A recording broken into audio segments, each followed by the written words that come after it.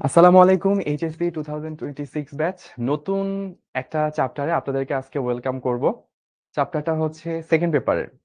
So আপনাদের সাথে আমার এই আহ, 1 বছরের জার্নিতে যতগুলো চ্যাপ্টারে দেখা হয়েছিল সবগুলাই ছিল ফার্স্ট পেপারের চ্যাপ্টার। প্রথম কোয়ার্টার 1-এ ভেক্টর, তারপর কোয়ার্টার 2-তে নিউটন মেকানিক্স, কোয়ার্টার 3-তে মোস্ট প্রবাবলি গ্র্যাভিটি, আর হচ্ছে পর্যায়িত গতিকে আমি পড়াইনি, আর হচ্ছে কোয়ার্টার 4-এ হচ্ছে তরঙ্গ। সো প্রতিটাই ছিল হচ্ছে ফার্স্ট পেপারের চ্যাপ্টার। এই প্রথম এই প্রথম আপনাদের সাথে আমার সেকেন্ড পেপারে দেখা। তো সকলকে ওয়েলকাম করতেছি। অনেকে জয়েন হয়ে গেছেন, আশা আশা করি বাকিরাও দ্রুত জয়েন করবেন। তো এইটা ফিজিক্স সেকেন্ড পেপারের 7ম অধ্যায়। তো আমরা এর আগে যে চ্যাপ্টারটা পড়ে আসছিলাম তরঙ্গ চ্যাপ্টারটা আগে শর্ট সিলেবাসে ছিল না, মানে 2025 ব্যাচ পর্যন্ত তারা যেহেতু শর্ট সিলেবাসের পরীক্ষা দিছে বা পরীক্ষা দিবে সামনে, তাদের সিলেবাসের মধ্যে তরঙ্গ চ্যাপ্টারটা ছিল না। কিন্তু ভৌত আলো বিজ্ঞান যে চ্যাপ্টারটা সেটা শর্ট সিলেবাসের মধ্যেও আছে। দ্যাটস ওয়াই এই চ্যাপ্টারটা হয়তো অনেকেই কম বেশ কলেজের পরীক্ষায় ফেস করে ফেলছেন বা খুব সামনের পরীক্ষাগুলোতে এটা ফেস করবেন। আমি পার্সোনালি হচ্ছে অনেকের কাছ থেকে রিকোয়েস্ট পেয়েছিলাম মেসেজে যে ভাইয়া এই চ্যাপ্টারটা দ্রুত শুরু করলে ভালো হয়। সো আমরা আপনাদের রিকোয়েস্টের দ্রুত অ্যান্সার দেওয়ার জন্য বেসিক্যালি আজকে চ্যাপ্টারটা শুরু করে দিচ্ছি।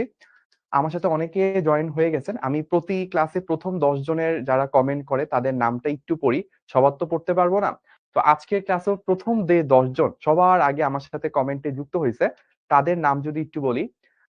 1 নম্বরে ছিল হায়াত, তারপর বুয়েট ড্রিমার, তারপর হচ্ছে ঋতিকা দাস বিজয়, তারপর আছে হচ্ছে 4 নম্বরে লাবিব হোসেইন, 5 নম্বরে আছে রিশাদ, তারপর আছে 6 নম্বরে কাজী তাহিয়া 0340, 7-এ আছে সারা, 8-এ আছে মিথুন পাল, 9-এ আছে মিমি 2129, 10-এ লাবিব হোসেনকে আগে মনে হয় একবার বলছিলাম। তো 10-এ তাহলে অনেক চক্রবর্তী 9689। তো আরো অনেকের সাথে পরিচয় হবো ইনশাল্লাহ পুরা চ্যাপ্টার জুড়ে।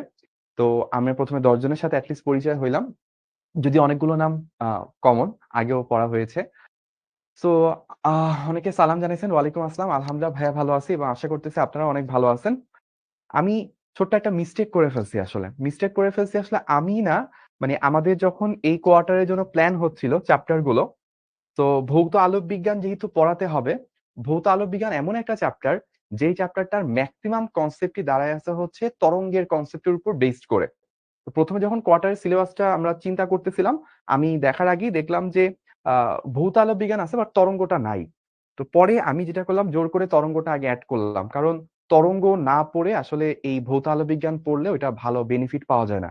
এমনকি এই জন্য যখন আমাদের আগে হচ্ছে ভৌত আলো বিজ্ঞান চ্যাপ্টারটা পড়ানো হইতো, তখন তার আগে দিয়ে তরঙ্গের কিছু ব্যাপার বলে নেওয়া হইতো, বলে নিয়ে তারপর হচ্ছে আমরা ভৌত আলো বিজ্ঞানে যেতাম। তো আপনারা লাকি যে আপনারা অলরেডি তরঙ্গ চ্যাপ্টারটা ফুল পড়ছেন, শেষ করছেন। আমি মনে হয় 2 দিন আগে শনিবারে হচ্ছে সেটা লাস্ট ক্লাসটা নিলাম, তারপর আজকে হচ্ছে আমরা ভৌত আলো বিজ্ঞান শুরু করতেছি। তো এখন আপনারা ফুললি রেডি, যারা তরঙ্গটা আমার সাথে মোটামুটি করছেন, আপনারা ভৌত আলো বিজ্ঞান পড়ার জন্য ফুললি প্রিপেয়ার। তো ভুল যেই জায়গাটায় হয়েছে সেটা কি, সেটা হচ্ছে আমি আজকে সকালে চেক করলাম যে গত বছর আসলে এই চ্যাপ্টারটা আমিই নিছিলাম। সো আমি ধারণা করছিলাম যে এই চ্যাপ্টারটা অন্য কেউ নিছে। তো ওইটা চিন্তা করেই চ্যাপ্টারটা আসলে আমার দিকে ডিস্ট্রিবিউট করা হয়েছিল। পরে আমি দেখলাম যে না, আসলে ওই চ্যাপ্টারটা আমিই নিছিলাম। তো এটার একটা ডিসঅ্যাডভান্টেজ আছে, আবার একটা অ্যাডভান্টেজও আছে। ডিসঅ্যাডভান্টেজটা হচ্ছে এই জায়গায় যে সাধারণত একটা চ্যাপ্টার আপনার 2 জন টিচারের, আগের বছরে আর্কাইভে যদি অন্য একজন টিচারের ক্লাস থাকতো, তাহলে আপনার 2টা ডিফারেন্ট মেন্টরের থেকে একই চ্যাপ্টার দেখার একটা সুযোগ পাইতেন, একটা ফ্লেভার পাইতেন।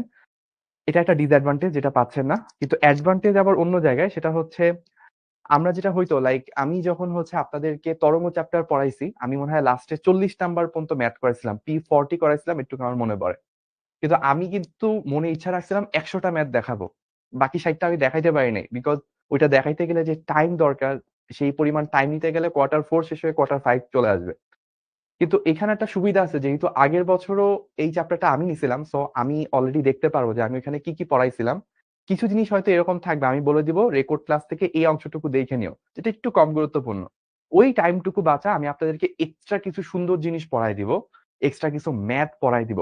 বাট টোটালটাই ডিপেন্ড করে আপনারা সেটা চান কিনা সেটার উপর।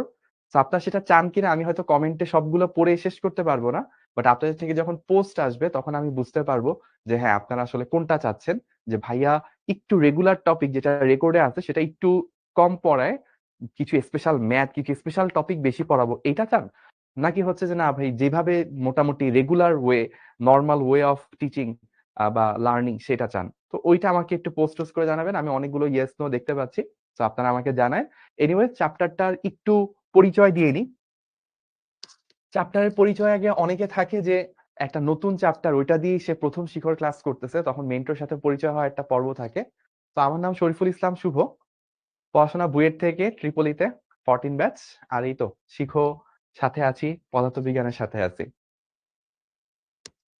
তারপর আমরা আজকে যা যা শিখবো সেটা একটা সংক্ষিপ্ত হচ্ছে আমরা ধারণা দিচ্ছি।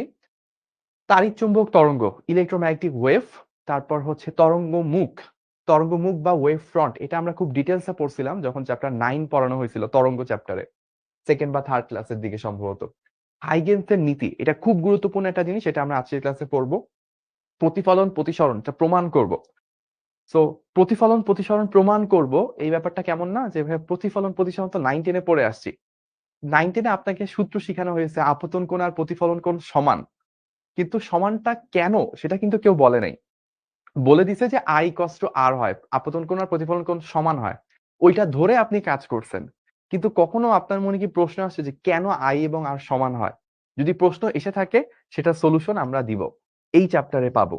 বা প্রতিসরণ আমরা যে পড়ছিলাম স্নেলের সূত্র, যে এ মিউ বি বা এ ইটা বি ইকুয়ালস টু কি সাইন আই বাই সাইন আর, এরকম একটা স্নেলের সূত্র শিখছিলাম না আমরা?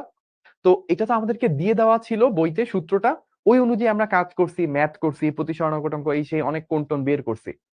কিন্তু ওই সূত্রটা কোত্থেকে আসলো, এটার প্রমাণ কি কখনো তো দেখি নাই। ওইটা আমরা এই চ্যাপ্টারে প্রমাণ করব, আপনাদের মনের আশা বা না আশা সেই প্রশ্নগুলোর জবাব আমরা দিব। ঠিক আছে? সো এটা কি অনেক বড় এবং কঠিন অধ্যায়? মিসবাহ কোশ্চেন করছে। এইটা অনেক বড় না, এটা মোটামুটি তরঙ্গ চ্যাপ্টারের থেকে অনেকটুকুই ছোট অধ্যায়। এটার কাছাকাছি চ্যাপ্টার যদি বলি, এটা পর্যাবৃত্ত গতি থেকে একটু বড় চ্যাপ্টার, আবার তরঙ্গ থেকে একটু ছোট চ্যাপ্টার, মাঝামাঝি। ঠিক আছে? একজন আমাকে গুড মর্নিং জানাইছে, ও মনে হয় অন্য দেশ থেকে ক্লাস করতেছে যা বুঝলাম আমি।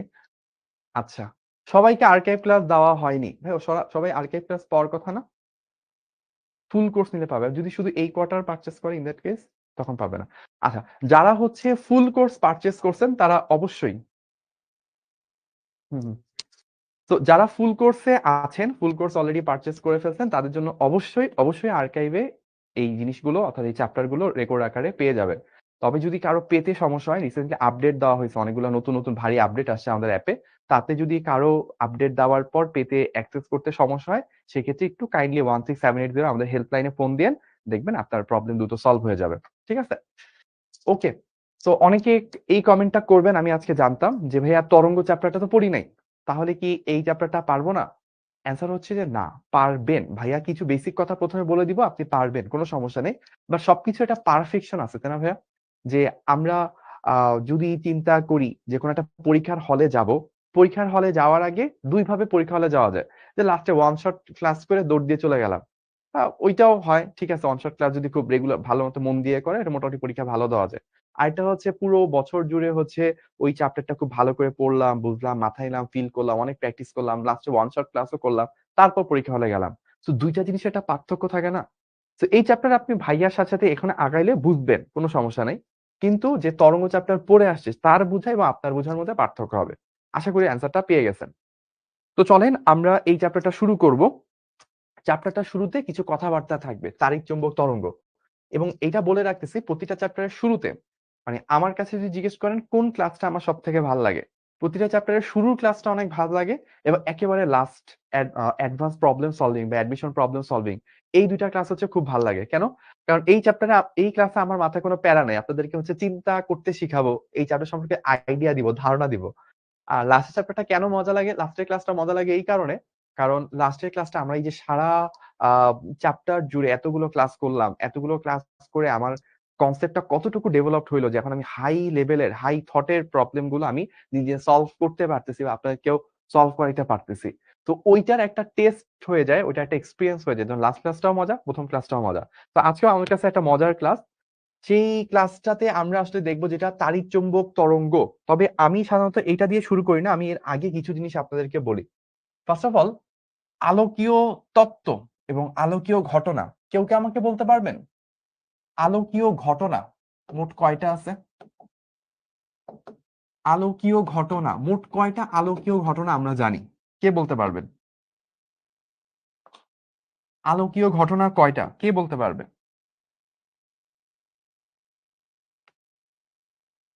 3টা, 4টা, 6টা, 2টা, 3টা, 7টা, 2টা, 4টা, 7টা, 8টা, 10টা কেউ বলে নাই এখন পর্যন্ত। আচ্ছা, তো আমাদের আলোকীয় ঘটনা হচ্ছে 6টা, টোটাল 6টা আলোকীয় ঘটনা। কি কি? আমার সাথে সাথে খেয়াল করেন, দেখবেন পেরে যাবেন। 1 নম্বরে হচ্ছে প্রতিফলন। ওই যে ছোটবেলায় আপনি শিখছিলেন প্রতিফলন, এটাকে ইংলিশে কি বলে? রিফ্লেকশন। রিফ্লেকশন অফ লাইট, আমি সংক্ষেপে জাস্ট প্রতিফলন বললাম। 2 নাম্বার কি ছিল? প্রতিসরণ। এটাকে ইংলিশে বলে রিফ্র্যাকশন। 3 নম্বরে কি ছিল? ব্যতিচার। এটার ইংলিশ হচ্ছে ইন্টারফিয়ারেন্স। 4 নম্বরে কি আছে? অপবর্তন। এটার ইংলিশ হচ্ছে ডিফ্র্যাকশন।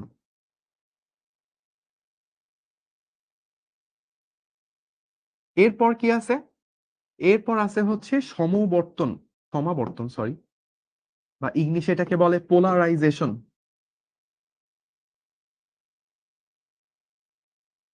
আর লাস্টে 6 নাম্বার ঘটনা কি? ফটো তড়িৎ ক্রিয়া,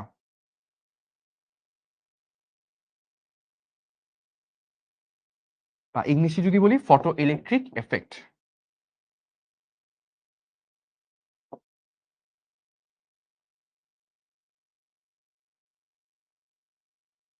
সো টোটাল 6টা আলোকীয় ঘটনা। মেহেজাবিন আমাকে অনেকগুলা কমেন্ট করছে, মানে একই কমেন্ট কপি পেস্ট করছে আর কি। যদিও এটা নিষিদ্ধ, কিন্তু ক্লাসের প্রথম দিকে তাই আমি অ্যাকসেপ্ট করলাম। ও বলছে যে ক্লাস 10এও যখন জিজ্ঞেস করা হয়েছিল স্যারকে, হয়তো শিক্ষতে না অন্য কোথাও হয়তো জিজ্ঞেস করছে যে আলোর ব্যতিচার কি, এটা জিজ্ঞেস করছিল, কিন্তু ওইখানে বলছে ক্লাস 11-এ জানানো হবে। আর 11 পার হয়তো অলমোস্ট 12 চলে আসছে, এখনো কি জানবো নাকি? এখনো বলা হবে ক্লাস 10-এ তো আলোর ব্যতিচার শিখে আসছো, তাহলে এখন ওইখান থেকে এইভাবে চলতে থাকবে? হয় না এরকম যে ক্লাস 10-এ বলে যে ইন্টারে যায় শিখবা, ইন্টারে এসে বলে ক্লাস 10-এ শিখে আসছো, পড়াই হয় না। তো না, আমরা এই চ্যাপ্টারে আলোর ব্যতিচারটা খুব ডিটেইলসে পড়বো, ঠিক আছে? তো আমরা টোটাল 6টা আলোকীয় ঘটনা সম্পর্কে জানি। এর মধ্যে এই 2টা আপনারা পড়ে আসছেন ক্লাস 9-10-এ, ঠিক আছে? এটা হচ্ছে ক্লাস 9-10-এ পড়ে আসছেন। এই 3টা ঘটনা, ব্যতিচার, অপবর্তন, সমাবর্তন, এইটা হচ্ছে আমরা ভৌত আলোক বিজ্ঞান অর্থাৎ এই চ্যাপ্টারে পড়বো।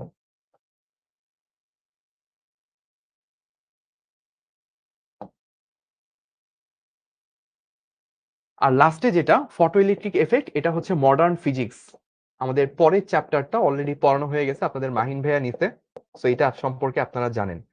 সো এই টোটাল 6টা ঘটনা আছে, আমি যদি একটু বলি: 1, 2, 3, 4, 5, 6। টোটাল 6টা ঘটনা, ঠিক আছে? এখন অনেকের মনে আরো অন্যান্য অনেক ঘটনা আসতেছে, আমি জানি।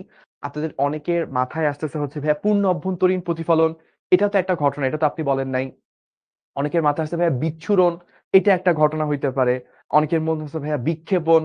তারপর অনেকে এটা চিন্তা করতে পারে যে প্রিজমের মধ্যে দিয়ে যখন লাইট যায় তখন তো বেঁকে যায়, ছড়ায় যায়, ডিসপারশন। তো এই জিনিসপাতিগুলো হচ্ছে অনেকের মাথায় আসতেছে, বাট ওইগুলো আলাদা কোনো ঘটনা না।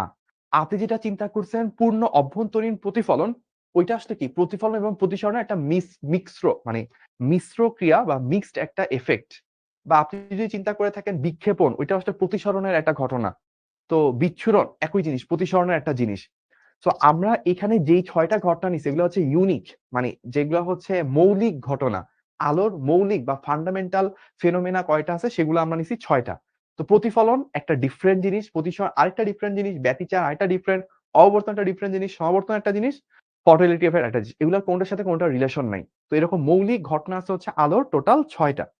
এবার আসি আমরা আলোকীয় ঘটনা তো জানলাম 6টা। এরপর আসে আলোকীয় তত্ত্ব। আলোর তত্ত্ব কয়টা আছে কে বলতে পারবে?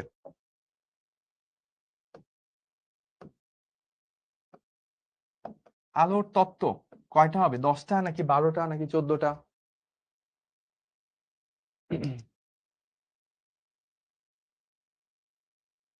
2টা, 7টা, 3টা, 4টা, 10টা, 4টা।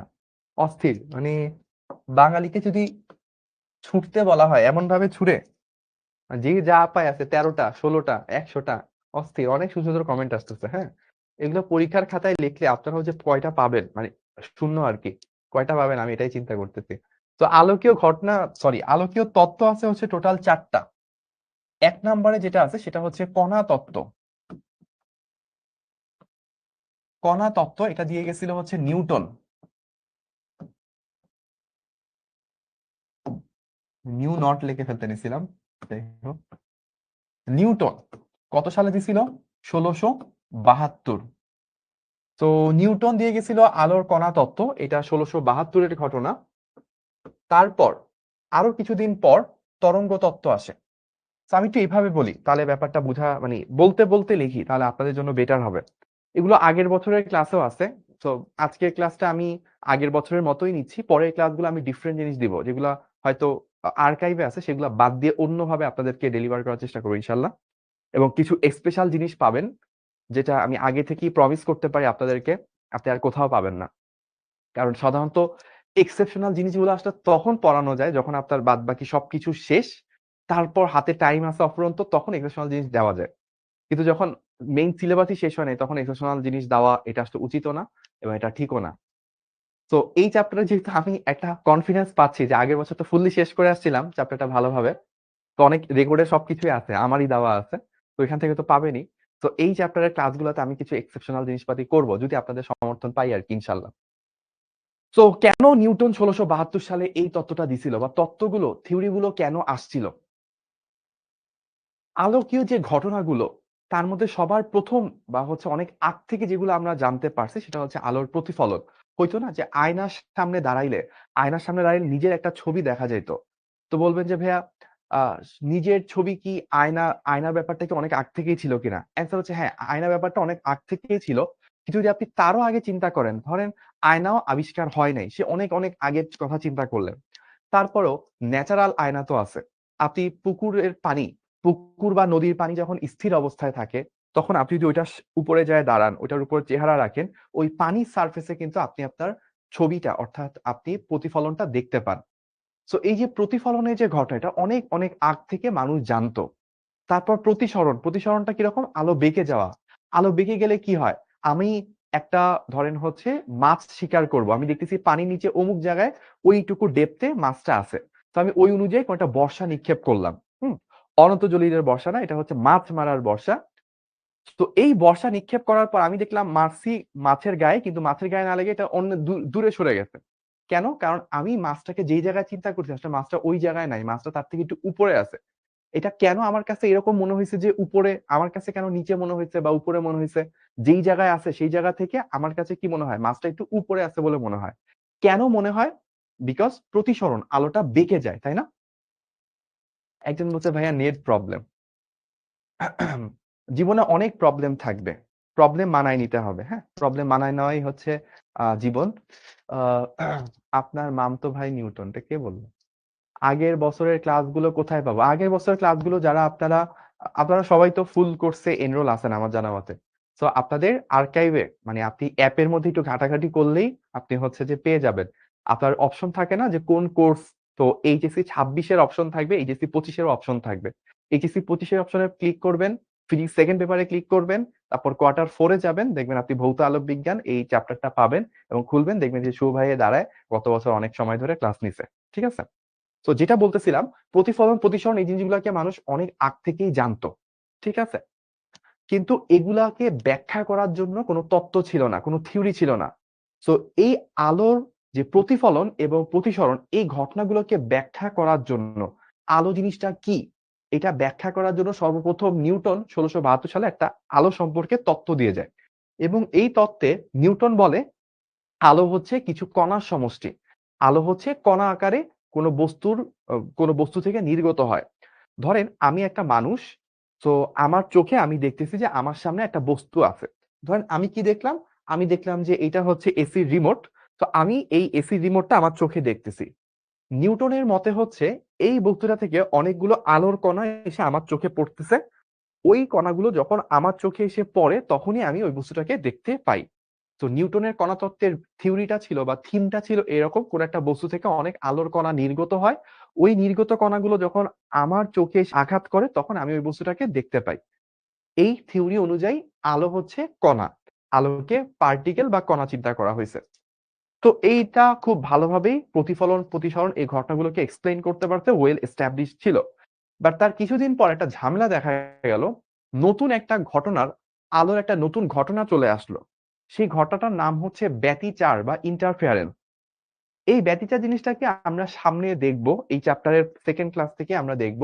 কিন্তু ব্যতিচার সম্পর্কে এইটুকু বলবো ভাইয়া যে ব্যতিচার হচ্ছে আলো যখন খুব সরু অংশের মধ্যে দিয়ে, খুব সরু ছিদ্রের মধ্যে দিয়ে পাস করে, তখন যেটা দেখা যায় যে আলোটা একটা পর্দার উপর, একটা স্ক্রিনের উপর যদি আলোটা ফেলা হয়, তখন দেখা যায় আলোটা পর্যায়ক্রমে আলো অন্ধকার, আলো অন্ধকার এরকম একটা প্যাটার্ন তৈরি করে।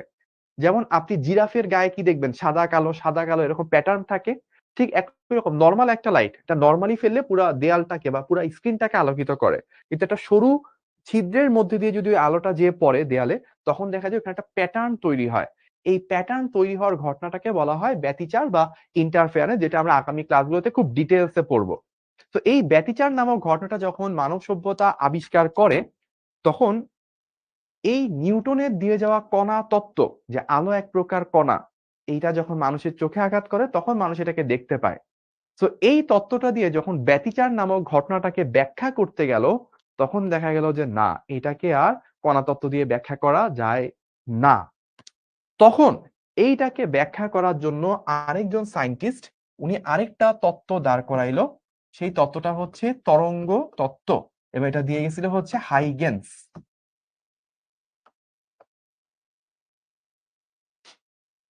এখানে দন্তস্বটা কিন্তু অবশ্যই উচ্চারণ করতে হবে, নাহলে কিন্তু বিপর্যয় হয়ে যেতে পারে। সো ১৬৭৮ সাল, ১৬৭২-এর মাত্র ৬ বছরের মাথায় নতুন একটা তত্ত্বকে দাঁড় করাইতে হইলো, এবং তত্ত্বটা দিয়ে গেছিল হাইগেন্স। সো উনি এই তত্ত্বটা মানুষ মানুষ দেখতে পায় কি হইলো? ডাল ভাজা খাবেন? কি সব উদ্ভট কোশ্চেন আপনাদের, তাই না? তো আমরা যেটা বলতেছিলাম, আমাদের তরঙ্গ তত্ত্বটা চলে আসে ১৬৭৮ সালে, মাত্র ৬ বছরের মাথায় একটা নতুন তত্ত্ব হাইগেন্স দিয়ে গেছিল। এবং এই তত্ত্বটা দেওয়ার মাধ্যমে ইতিপূর্বে যেই তিনটা জিনিস নিয়ে কাজ করা হয়েছে মানুষ জানতে পারছে, প্রতিফলন, প্রতিসরণ এবং ব্যতিচার, তিনটা ঘটনা, তিনটাকেই পারফেক্টলি এক্সপ্লেইন করা গেছে, ব্যাখ্যা করা গেছে আলোর তরঙ্গ তত্ত্বের সাহায্যে। এবং এই তরঙ্গ তত্ত্ব আসলে বলতেছে আলো আসলে কণা আকারে বের হয় না, আলো হচ্ছে তরঙ্গ আকারে, তরঙ্গ আকারে হচ্ছে সামনের দিকে অগ্রসর হয়। এবং এইটা যখন ধরে নিছে তখন দেখা গেল প্রতিফলন, প্রতিসরণ, ব্যতিচার সবকিছু সুন্দর করে ব্যাখ্যা করা গেছে। এবং এই তত্ত্বটা অনেক দিন ধরে এস্টাবলিশ ছিল। নিউটনের দেওয়া জিনিসটা মাত্র ৬ বছরের মধ্যে ভেঙে গেছে, নতুন তত্ত্ব চলে আসছে। কিন্তু হাইগেন্সের দেওয়া জিনিস প্রায় কত বছর, প্রায় হচ্ছে বলবো ২০০ বছরের কাছাকাছি, ২০০ বছর থেকে একটু কম, ১৮০ বছরের কাছাকাছি এই তত্ত্বটাই হচ্ছে একদম এস্টাবলিশ ছিল। এরপর নতুন একটা ঘটনা চলে আসে। নতুন ঘটনাটা কি? নতুন ঘটনাটার নাম হচ্ছে আপনার অপবর্তন। অপবর্তন, যেটাকে আমরা ডিফ্র্যাকশন বলি। ডিফ্র্যাকশন জিনিসটাও হচ্ছে কি বলবো, এটা হচ্ছে আলোর একটা বেঁকে যাওয়ার ঘটনা। আমরা নরমালি আলোর ব্যাপারে জানি আলো হচ্ছে সোজা সরল পথে চলে। কিন্তু যখন কোনো অনেক ধারালো অংশের সাথে আলোর সংঘর্ষ হয় বা আলো কোনো ধারালো অংশ ফেস করে, তখন আলো বেঁকে যেতে পারে। আলো কি কি কেইসে বাঁকে বা বাঁকার যে ঘটনা, সেটাকে অপবর্তন বা ডিফ্র্যাকশন বলা হয়। যেটা আমাদের কয় নাম্বার ঘটনা ছিল? ৪ নাম্বার ঘটনা ছিল। এই ৪ নাম্বার ঘটনাও যখন আসে, তখনও দেখা যায় যে ওই তরঙ্গ তত্ত্বের সাহায্যে প্রতিফলন, প্রতিসরণ, ব্যতিচার, অপবর্তন ৪টাকেই ব্যাখ্যা করা গেছে। সো এখনো তরঙ্গ তত্ত্ব টিকে থাকলো। কিন্তু তারও কিছুদিন পর আরেকটা নতুন ঘটনা মানুষ দেখতে পায়, সেটা হচ্ছে সমাবর্তন বা পোলারাইজেশন। তো মানুষ যেটা দেখতে অনেক সময় লাগছে, অনেক দিন পর যেটা মানুষ জানতে পারছে বা যাদের অনেকের মৃত্যু হয়ে গেছে এটা না জেনে, আপনারা তাদের মতো আনলাকি না। আপনারা খুবই লাকি যে আপনারা ছোটবেলায় খেলাধুলা করছেন যে যন্ত্র, লেজার লাইট মারছেন না?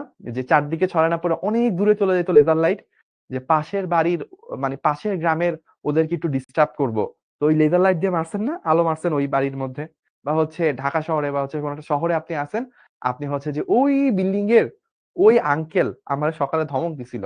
রাতের বেলা তাদের বাসার মধ্যে লেজার লাইট মারবো। এরকম তো অনেকে আছেন আমি জানি।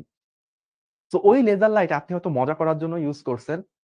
পুলিশরাও মজা করার জন্য ইউজ করে রাতের বেলা যে অনেক গাড়ি বা অনেক ট্রাক হচ্ছে দাঁড়ায় থাকে। তো তখন তাদের যেন দাঁড়ায় থাকতে না পারে লেজার লাইট দিয়ে এরকম তাদের চোখের মধ্যে মারে, মজা-টজা করে। এনিওয়েজ তো এই যে মজা করার যে জিনিসটা লেজার লাইট এটার মধ্যে যে ঘটনাটা ঘটে এটা হচ্ছে সমাবর্তন। অর্থাৎ আলোটা চারদিকে ছড়ায় না পড়ে একদিকে সোজাসাই করে চলে যাওয়া। এইটাকে বলা হয় আলোর সমাবর্তন। এই ঘটনাটা যখন মানব সভ্যতা জানতে পারলো তখন এইটাকে এক্সপ্লেইন করার চেষ্টা করা হইলো তরঙ্গ তত্ত্বের সাহায্যে। দেখা গেল তরঙ্গ তত্ত্ব এই ব্যাপারটাকে এক্সপ্লেইন করতে ব্যর্থ হচ্ছে। সো হাইগেন্স এর দিয়ে যাওয়া ১৬৭৮ সালে সেই তরঙ্গ তত্ত্ব প্রায় ১৮০ বছরের কাছাকাছি ভ্যালিড থাকার পর ফর দ্য ফার্স্ট টাইম এটা ইনভ্যালিড হয়ে গেল। এটা ব্যাখ্যা করতে ব্যর্থ হইল। তখন ট্রাই করা হইলো আচ্ছা দেখি আগের যে কণা তত্ত্ব ছিল সেটা কি ব্যাখ্যা করতে পারে কিনা। দেখা গেল কণা তত্ত্ব আসলেই আকামা। ওটা দিয়ে আগের ব্যতিচারও ব্যাখ্যা করা যায় নাই, অববর্তনও ব্যাখ্যা করা যায় নাই। এমনকি এই যে সমাবর্তন সেটাও ব্যাখ্যা করা যায় না। সো নিউটনের এই তত্ত্ব আসলে কাজ করল না। তখন এইটাকে ব্যাখ্যা করার জন্য একটা নতুন তত্ত্ব আনার দরকার ছিল। একটা নতুন থিওরি আনার দরকার ছিল লাইটের বিষয়ে। এইটাই হচ্ছে সেই তাড়িৎ চৌম্বক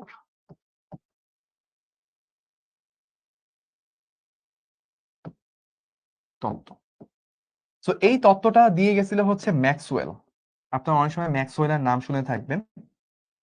তো ম্যাক্সওয়েল ১৬০০ বলতেছি ১৮৬৪ সালে এই তত্ত্বটা দাঁড় করায় যায়। এই তত্ত্বটা ১৮৬৪ সালে হচ্ছে সায়েন্টিস্ট ম্যাক্সওয়েল দিয়ে গেছিল এবং এই তত্ত্বেও কিন্তু একটা আলোকে একটা তরঙ্গ আকারেই চিন্তা করা হয়েছে। তো এটা যেমন তরঙ্গ তত্ত্ব ছিল ২ নাম্বারটা হাইগেন্সের দিয়ে যাওয়া, ৩ নাম্বার ম্যাক্সওয়েলের দিয়ে যাওয়া যে তত্ত্বটা এটাও কিন্তু আলোর তরঙ্গ তত্ত্বই, কিন্তু এখানে আলোকে একটা স্পেশাল টাইপের তরঙ্গ চিন্তা করা হয়েছে। কি ধরনের তরঙ্গ? আলোকে তখন চিন্তা করা হয়েছে তাড়িৎ চৌম্বক তরঙ্গ হিসেবে। এইটা আকারে উনি হচ্ছে আলোকে ডেসক্রাইব করে, আলোর থিওরি দিয়ে যায় এবং এইটা আসার পর দেখা যায় যে প্রতিফলন, প্রতিসরণ, ব্যতিচার, অপবর্তন, সমাবর্তন ৫ টা ঘটনার ৫ টা ঘটনাটাকেই পারফেক্টলি ব্যাখ্যা করা যাচ্ছে এই তাড়িৎ-চৌম্বক তত্ত্বের সাহায্যে। সো এই তত্ত্বটা হচ্ছে সো ফার সবথেকে পাওয়ারফুল থিওরি আলোর ব্যাপারে। কিন্তু এই তত্ত্বটাও বেশিদিন টিকতে পারে নাই। অনেকে হচ্ছে আমাকে প্রশ্ন করছে সুবহানা যে ভাইয়া ম্যাক্সওয়েলের সব তত্ত্বই নাকি সত্য? এই কথা কি সত্যি?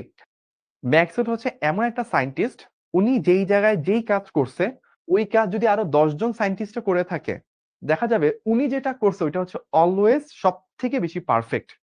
যেমন আপনারা হচ্ছে কোন চ্যাপ্টার পড়ছেন? চ্যাপ্টার 10 পড়ছেন না? আদর্শ গ্যাস?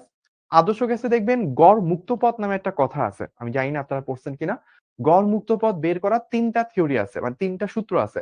একটা ক্লসিয়াসের সূত্র, একটা বোলজম্যানের সূত্র, একটা ম্যাক্সওয়েলের সূত্র। ওই যে থাকে না 1 divided by n pi sigma square এটা ছিল ক্লসিয়াসের। 3/4 n পাই সিগমা স্কয়ার এটা ছিল বোলজম্যানের। 1/√2 n পাই সিগমা স্কয়ার এটা হচ্ছে ম্যাক্সওয়েলের। তো সবথেকে পারফেক্ট কোনটা? আপনাদেরকে শিখানো হয়েছে ম্যাক্সওয়েলেরটা।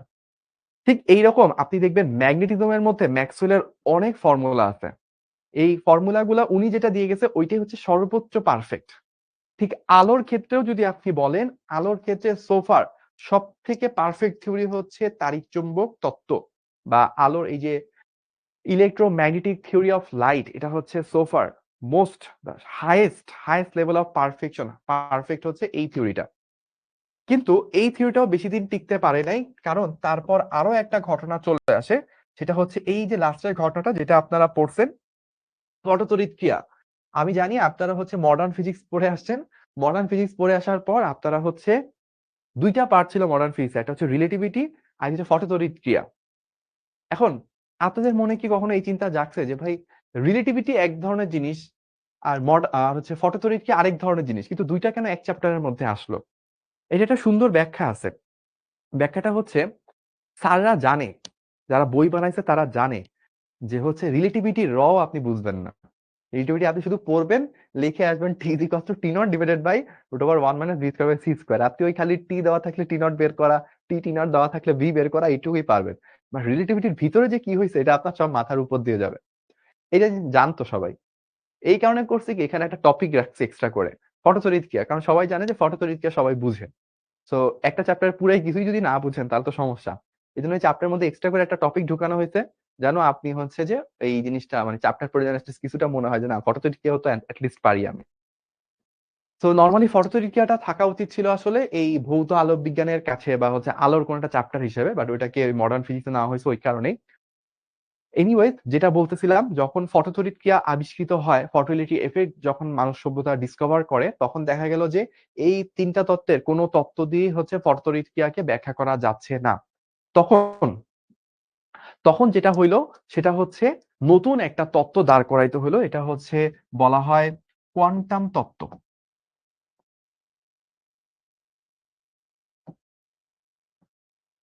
কোয়ান্টাম তত্ত্ব কোয়ান্টাম তত্ত্ব দিয়ে গেছিল হচ্ছে আমাদের Max Planck.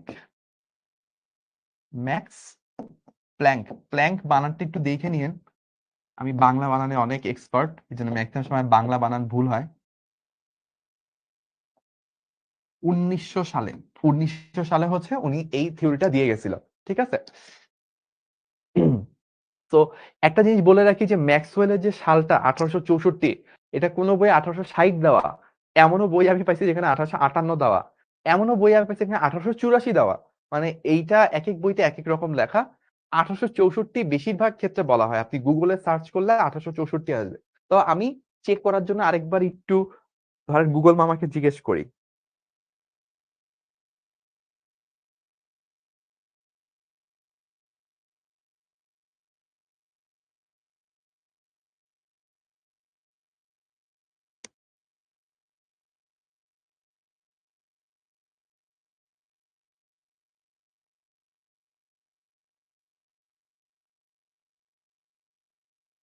When was for the first time electromagnetic theory delivered?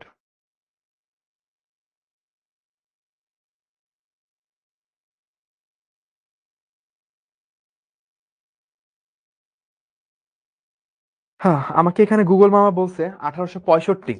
Anyway অনেকগুলো অ্যান্সার আসবে, 1864, 65, 58, 60, 84, যার যেটা ভাল লাগে সেটা নিয়ে কইরেন। সো আমি হচ্ছে 1864 টা হচ্ছে ম্যাক্সিমাম বইতে দেখছি। আমাকে এই মাত্র এআই থেকে অ্যান্সার দিছে 1865, which is not right. তো 1864 ধরে রাখতে পারেন, কোনো সমস্যা নেই। তো এই 4টা থিওরি এই পর্যন্ত আসছে। এর মধ্যে 4 নাম্বার যে থিওরিটা আছে কোয়ান্টাম তত্ত্ব, এই তত্ত্বটা আবার সবকিছুকে ব্যাখ্যা করতে পারে নাই। মনে হচ্ছে না ভাইয়া এই কণা তত্ত্ব শুধু 2টা ঘটনা ব্যাখ্যা করতে পারছিল। তরঙ্গ তত্ত্ব হচ্ছে 4টা ঘটনাকে ব্যাখ্যা করছে। তাড়িৎ চৌম্বক তত্ত্ব হচ্ছে 5টা ঘটনাকে ব্যাখ্যা করছে। তাহলে মনে হচ্ছে না ভাইয়া কোয়ান্টাম তত্ত্ব তাহলে 6টা ঘটনা 6টাকেই ব্যাখ্যা করবে। কোয়ান্টাম তত্ত্ব আবার সবগুলাকে ব্যাখ্যা করতে পারে না। কারণ কোয়ান্টাম তত্ত্বের মধ্যে ধরা হইছে আলো এক প্রকার কণা বা আলো একটা পার্টিকেলের মতো ধরা হয়েছে। ওই কণা তত্ত্বে নিউটন যেটা ধরছিল, ম্যাক্স প্ল্যাঙ্ক অলমোস্ট সেরকমই একটা জিনিস ধরছে, জাস্ট একটু কিছু মডিফিকেশন আছে। তো এইটা ধরে কোনি সবকিছু ব্যাখ্যা করতে পারছে? অ্যান্সার হচ্ছে না। এই কণা তত্ত্বের মধ্যে ধরলে আবার এখানে অনেকগুলা ঘটনা আছে, ধরেন 6টা ঘটনা মধ্যে 2-3টা জিনিস সেটা আবার কোয়ান্টাম তত্ত্বের সাহায্যে ব্যাখ্যা করা যায় না। সো আজ পর্যন্ত এমন কোন থিওরি বের করা সম্ভব হয় নাই। আজ পর্যন্ত আলো সম্পর্কে এমন একটাও থিওরি কেউ বের করতে পারে নাই যেই থিওরির সাহায্যে আলোর সবগুলো ঘটনাটাকে ব্যাখ্যা করা যায়। যখন আপনি আলোকে কণা হিসেবে ধরে নিবেন, যেমন কণা তত্ত্ব বা কোয়ান্টাম তত্ত্ব, তখন আলোর কিছু ধর্ম ব্যাখ্যা করা যায়। আবার যখন আলোকে আপনি তরঙ্গ হিসেবে ধরে নিবেন, এই যে তরঙ্গ তত্ত্ব বা তাড়িৎ-চৌম্বক তরঙ্গ তত্ত্ব, তখন আলোর অন্য কিছু ঘটনা ব্যাখ্যা করা যায়। বাট আজ পর্যন্ত এমন একটা থিওরিও আসতে পারে নাই, এমন একটা থিওরিও বের হয় নাই যেটার সাহায্যে আলোর 6টা যে ফান্ডামেন্টাল ঘটনা 6টাকেই এক্সপ্লেইন করা যায়। এজন্য একজন বড় সায়েন্টিস্ট, আমি নামটা ভুলে গেছি, উনি বলছিল যে আলো হচ্ছে খুব অদ্ভুত একটা জিনিস। তো আলোকে যখনই তুমি কণা ধরে কাজ করতে যাবা, তখন দেখবা ও তরঙ্গর মতো তোমার সাথে মানে বিহেভ করতেছে। আর যখন তুমি আলোকে তরঙ্গ ধরে কাজ করতে যাবা, দেখবা ও কণার মতো তোমার সাথে বিহেভ করতেছে। মানে মেয়েদের মতো আর কি। Sorry, don't mind. হয় না, মেয়েদেরকে আপনি এইটা চিন্তা করে কথা বলতে গেলেন, দেখলেন ও ঠিক উল্টাটা চিন্তা করলো। আলো ঠিক ওইরকম মেয়েদের মতো বৈশিষ্ট্যর মতো, যে ওকে আপনি কণা ধরে কাজ করতে গেলে ও তরঙ্গের মতো কাজ করবে, আপনি ওর তরঙ্গ ধরে কাজ করতে যাবেন ও কণার মতো কাজ করবে। এবং রিয়েলি এরকম অনেকগুলো ঘটনা আছে, আপনি যখন হায়ার ক্লাসে উঠবেন, বড় ক্লাসগুলোতে পড়াশোনা করবেন, তখন আপনি এই জিনিসগুলো জানতে পারবেন। তো 2025 আমরা 1900 সালে লাস্ট একটা থিওরি পেয়েছিলাম, তারপর 125 বছর আমাদের পৃথিবীতে চলে গেছে, আজ পর্যন্ত কিন্তু আর একটাও এরকম তত্ত্ব আসে নাই। এই 4টাই তত্ত্ব লাস্ট, এরপর আর কোনো তত্ত্ব নাই। তো আজকে আমরা বেসিক্যালি এই চ্যাপ্টারটা ভৌত আলোক বিজ্ঞানে আমরা কি করব? ভৌত আলোক বিজ্ঞানে বেসিক্যালি আমরা এই তরঙ্গ তত্ত্ব নিয়ে অনেক কাজ করব, এবং তরঙ্গ তত্ত্বের সাথে তাড়িৎ চৌম্বক তত্ত্ব দুইটা মিলায়ে আমরা যেটা করব, তরঙ্গ তত্ত্ব আসলে কি কি এক্সেপশনাল কাজ করতে পারে। তরঙ্গ তত্ত্বের সাহায্যে আপনি যে প্রতিফলন, প্রতিসরণ, ওইগুলা সূত্রের প্রমাণটা আমরা দেখবো, যে প্রতিফলনের সূত্রে আই কষ্ট আর যে হয় এটা কোত্থেকে আসে, প্রতিসরণে স্নেলের সূত্রটা কোত্থেকে আসে, এটার প্রুফ কি, এটা আমরা তরঙ্গ তত্ত্ব দিয়ে করব। ব্যতিচার, অপবর্তন, এই জিনিসগুলো আমরা তরঙ্গ তত্ত্বের সাহায্যে ব্যাখ্যা করব। তারপর আমরা তাড়িৎ চুম্বক তত্ত্বও পড়বো, ম্যাক্সওয়েল যেটা দিয়ে গেছে। তারপর আমরা যেটা করব, এই যে তারিখ কি জানি বলে ঘটনা যেটা ছিল, ঘটনাটা কোনটা, সমবর্তন, সমবর্তনটা আমরা এই চ্যাপ্টারে পড়বো। ঠিক আছে? সো এবার অনেকগুলা কমেন্ট আসছে। তাহলে আমরা এই চ্যাপ্টারটার মধ্যে এই জিনিসপাতিগুলো আসলে করব। এখন একটা জিনিস একটু বলে রাখি, আমাকে যদি জিজ্ঞেস করেন এই 4টা থিওরির মধ্যে সবথেকে পারফেক্ট কোনটা, আমার কাছে মনে হয় তাড়িৎ চৌম্বক তত্ত্ব হচ্ছে সবথেকে পারফেক্ট। কেন? কারণ এটা সর্বোচ্চ পরিমাণ ঘটনাটাকে ব্যাখ্যা করতে পারে, 5টা ঘটনা ব্যাখ্যা করা সম্ভব। বাদ বাকি আর কোনো তত্ত্ব এতগুলো ঘটনা ব্যাখ্যা করতে পারে না। ওই যে বলছিলাম ম্যাক্সওয়েল যেখানে কাজ করছে সেখানে সে সবচেয়ে বেশি হাইয়েস্ট রয়ে গেছে, বা সব থেকে বেশি অ্যাকুরেট সেই আছে। তো এখানেও ম্যাক্সওয়েলের অ্যাকুরেসি সব থেকে হাই। তো 4টা তত্ত্বের মধ্যে মাথায় রাখবেন, 1 নাম্বার এবং 4 নাম্বার তত্ত্ব হচ্ছে কণা রূপে আলোকে ব্যাখ্যা করছে, 2 আর 3 নাম্বার তত্ত্ব হচ্ছে তরঙ্গ রূপে আলোকে ব্যাখ্যা করছে। ঠিক আছে? আমাকে বলছে এগুলা কি মনে রাখা লাগবে কিনা, এগুলা মনে রাখা নট ম্যান্ডেটরি যদি আপনি ইঞ্জিনিয়ারিং ওরিয়েন্টেড স্টুডেন্ট হয়ে থাকেন। যেমন ভাইয়া বুয়েটের জন্য প্রিপারেশন নিচ্ছিলাম, সো আমার জন্য এগুলা ম্যান্ডেটরি ছিল না। কিন্তু একটু ফ্লেক্স নিচ্ছি, আমি কিন্তু একাডেমিকে থাকতে অনেকবার বায়োলজিতে হাইয়েস্ট পাইছিলাম। তো যারা মনে করেন যে ভাইয়া বুয়েটে চান্স পাই, বুয়েটে পড়বো, ইঞ্জিনিয়ার হব, আমার টার্গেট হচ্ছে ইঞ্জিনিয়ারিং, তার মানে বায়োলজিতে ভালো না করলেও হবে, বাংলা ইংলিশ অতটা না পারলেও হবে, তারা কিন্তু এই জিনিসটা মাথায় রাখবেন।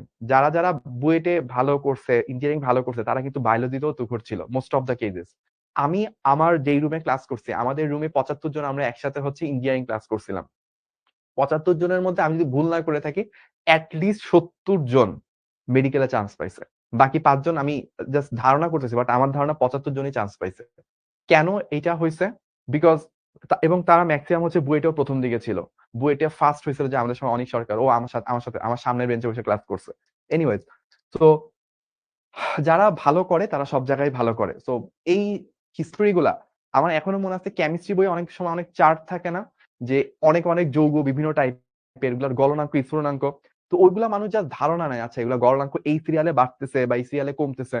আমার এখনো মনে আছে আমি কেমিস্ট্রিতে মানে জাস্ট অনেকগুলা যখন পরীক্ষা হইতো, পরীক্ষাতে ফার্স্ট হওয়ার জন্য ওই গলনাঙ্ক স্ফুটনাঙ্ক শুদ্ধ মুখস্থ করে ফেলছি। তো ওইটা তো মেডিকেলে যে পরীক্ষা দিবে সেও তো মুখস্থ করে না, তা মুখস্থ করছি।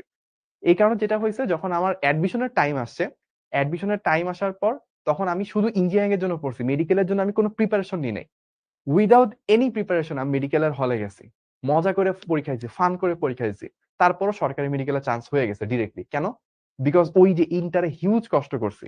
তো যারা এই জিনিসটা চিন্তা করেন যে ভাই আমার টার্গেট হচ্ছে মেডিকেল, তো আমি ফিজিক্স ম্যাথ অতটা না ভালো হইলেও হবে, মোটামুটি এক্সাম্পলের গুলা করে চলে যাব, বোর্ডটা জাস্ট পাড়ি দিব। বা যারা টার্গেট ইঞ্জিনিয়ারিং, তারা চিন্তা করেন যে ধুর বায়োলজিতে কোনো রকমের ফোর্থ সাবজেক্ট না পড়লেও হবে। ব্যাপারটা এরকম না, যারা ভালো করে সব জায়গায় ভালো করে। তো এই তথ্যগুলো, এই জিনিসগুলো শুধু জানলাম, মুখস্থ করলাম এরকম না, এটা ফিল করতে হবে, এটার সাথে কি লিঙ্ক আপ আছে, ব্যাপারগুলো সিকোয়েন্স গুলা ধরতে হবে। এই চ্যাপ্টারে এটার সাথে ওই চ্যাপ্টারে ওই জিনিসপাতিগুলোকে রিলেট করে মাথায় একটা হোল ধারণা তৈরি করতে হবে। তাহলে দেখবেন আপনার কাছে অ্যাডমিশন বলেন, বোর্ড পরীক্ষা বলেন, এই পড়াশোনাগুলো সহজ লাগবে, ইজি লাগবে, এনজয়িং মনে হবে। তো এই চ্যাপ্টারের ভূমিকা অনেক বড়, এবং এতক্ষণ ধরে অনেক ভূমিকার জিনিসপাতি বলা হয়ে গেছে। তো আমরা এখন ফিজিক্সের পুরাতন বই পড়লে হবে। ফিজিক্সের পুরাতন বই যদি আপনার হয়ে থাকে 2018-19 পর থেকে হয়ে থাকে তাহলে হবে, কোনো সমস্যা নেই।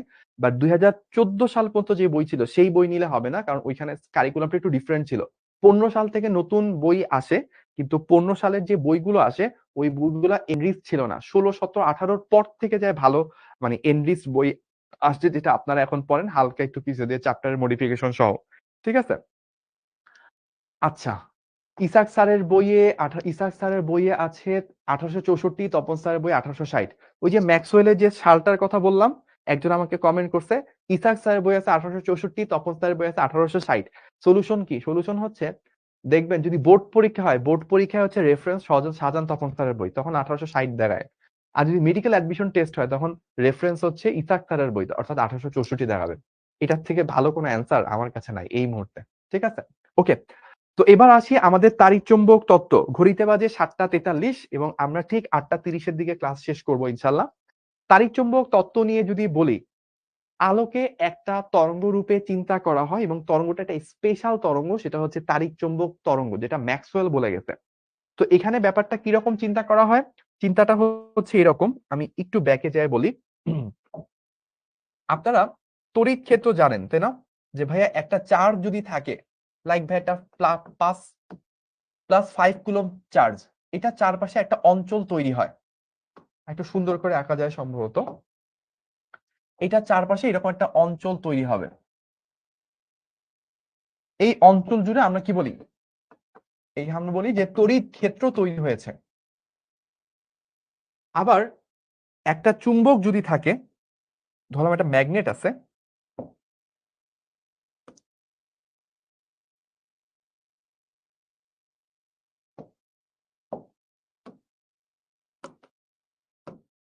এদিকে ধরেন নর্থ পোল, এদিকে সাউথ পোল, তখন আবার কি তৈরি হয়? এখান থেকে এরকম চৌম্বক ক্ষেত্র তৈরি হয়। আপনারা পড়বেন সামনের দিকে, নেক্সট কোয়ার্টারে আমরা চৌম্বকের চ্যাপ্টারগুলো আপনাদের পড়াবো ইনশাল্লাহ।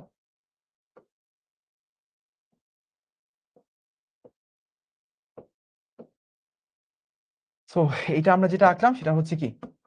চৌম্বক ক্ষেত্র। সো আমরা এখানে হচ্ছে ভাইয়া ম্যাথ 4 সাবজেক্ট, তাহলে কি ইঞ্জিনিয়ারিং হবে? কোনো সমস্যা নাই।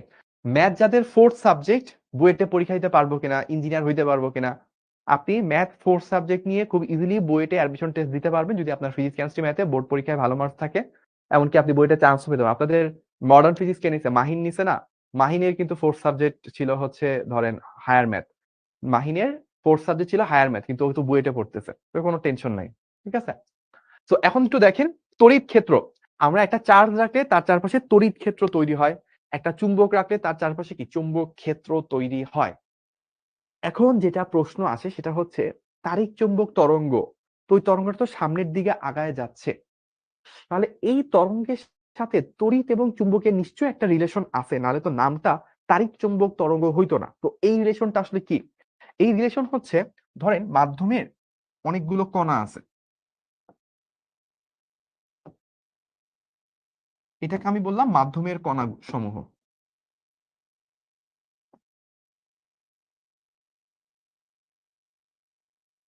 আচ্ছা, এখন এইখানে ঘটনা ঘটলো কি ভাইয়া, এই একটা পয়েন্ট আপনি চিন্তা করলেন, আপনি এই পয়েন্টটাকে চিন্তা করেন, স্পেসিফিক পয়েন্ট।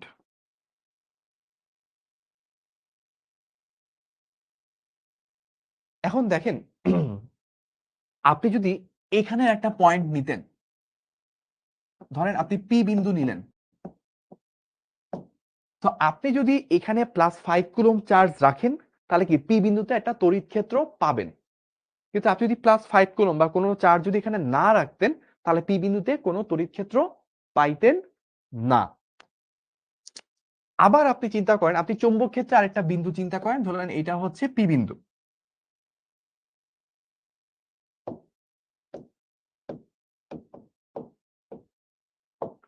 সো আপনি যদি চুম্বকটাকে এখানে রাখেন, তখন যদি পি বিন্দুতে চিন্তা করেন, দেখবেন পি বিন্দুতে একটা ম্যাগনেটিক ফিল্ড থাকবে, একটা চুম্বক ক্ষেত্রের মান থাকবে। কিন্তু যদি চুম্বকটা না থাকে, তখন কিন্তু এই পি বিন্দুতে কোনো চুম্বক ক্ষেত্র থাকবে না। এখন ধরেন কোন একটা মাধ্যম নরমালি আছে, ওর মধ্যে কোনো তড়িৎ ক্ষেত্র নাই, কোনো চুম্বক ক্ষেত্রও নাই। এখন আপনার কাছে মনে হচ্ছে কি ব্যাপারটা ভাইয়া, আমি যদি এখানে চারপাশ থেকে কোনো একটা চার্জ আনি, তাহলে এইখানে একটা তড়িৎ ক্ষেত্র পাওয়া যাবে, আর একটা চুম্বক আনলে তাহলে এখানে চুম্বক ক্ষেত্র পাওয়া যাবে। তাহলে ব্যাপারটা কি ভাইয়া এরকম, যে কোনো একটা চার্জ তরঙ্গ থাকতে হলে আবার কি করতে হয়, এটা এরকম উপর নিচে কাপাকাপি করতে হয়। তাহলে ব্যাপারটা কি, আমি এখানে একটা চার্জ এনে এরকম কাপাকাপি করব, সাথে একটা চুম্বকও নিয়ে আসবো, চার্জ এবং চুম্বককে একত্রে রেখে এভাবে কাঁপাবো, ফলে হচ্ছে মাধ্যমগুলো এভাবে কাঁপতে থাকবে, এরকম কিছু কিনা? অ্যান্সার হচ্ছে না ভাই, ব্যাপারটা এরকম কিছু হয় না। ব্যাপারটা যেটা হয় সেটা হচ্ছে, কোনো একটা চার্জিত কণা, ধরেন এটা একটা চার্জিত কণা, ওটা অন্য কালার দিয়ে আঁকি।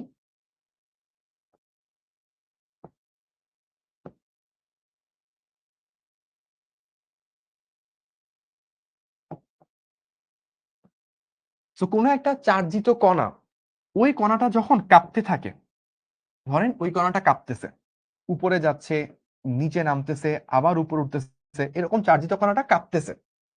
ওই চার্জিত কণা যখন কাঁপবে তখন ভাইয়া চিন্তা করেন তো কি হচ্ছে, ওই কণাটা যখন কাঁপবে, ওই কণার চারপাশে একটা তড়িৎ ক্ষেত্র আছে, এরকম গোল একটা তড়িৎ ক্ষেত্র। তো ওই কণাটা উপরে গেলে তড়িৎ ক্ষেত্রটা ওইটার সাথে সাথে উপরে যায়, ওই কণাটা নিচের দিকে নামলে ওর সাথে সাথে তড়িৎ ক্ষেত্রটাও নিচে নামে। তাহলে কণাটা যেরকম যখন উপরে নিচে এরকম উঠানামা করতেছে, ওর সাথে সাথে এরকম একটা তড়িৎ ক্ষেত্র, একটা অঞ্চল, তড়িৎ ক্ষেত্রের অঞ্চল, ওইটাও কি উপরে নিচে উঠানামা করতেছে। এইটুকু কি ক্লিয়ার? এইটুকু ক্লিয়ার থাকলে ভাইয়া কি একটু কষ্ট করে কমেন্ট করেন যে ভাইয়া ক্লিয়ার। সাফায়েত বলছে ভাইয়া যারা বুয়েটে ফার্স্ট হয় ওনারা কি নিয়ে স্টাডি করেন, সিএসসি নাকি সফটওয়্যার ইঞ্জিনিয়ারিং? বুয়েটে সফটওয়্যার ইঞ্জিনিয়ারিং নামে কোনো সাবজেক্ট আলাদা নাই, সিএসসি হচ্ছে সফটওয়্যার ইঞ্জিনিয়ারিং অল্টারনেট সাবজেক্ট বলতে পারেন বুয়েটে। তবে বুয়েটের যদি আপনি বলেন, প্রথম 100 জন যদি যারা চান্স পায়, অলমোস্ট 50% ইলেকট্রিক্যাল নেয়, মানে ট্রিপলি, 50% সিএসসি নেয়। আমার ব্যাচের কথাই যদি বলি, আমাদের ব্যাচে প্রথম 10 জনের মধ্যে চিন্তা করলে 6 জন সিএসসি নিছিল, 4 জন ট্রিপলি নিছিল। আবার টোটাল 20 জন, প্রথম 20 জনের মধ্যে যদি চিন্তা করি, 11 জন নিছিল ট্রিপলি, 9 জন নিচ্ছে সিএসসি। তো এটা ইয়ার টু ইয়ার ভ্যারি করে, বাট অলমোস্ট 50-50 থাকে ব্যাপারটা। তো অনেকে বলছে ক্লিয়ার, আমি আরেকবার একটু বলি।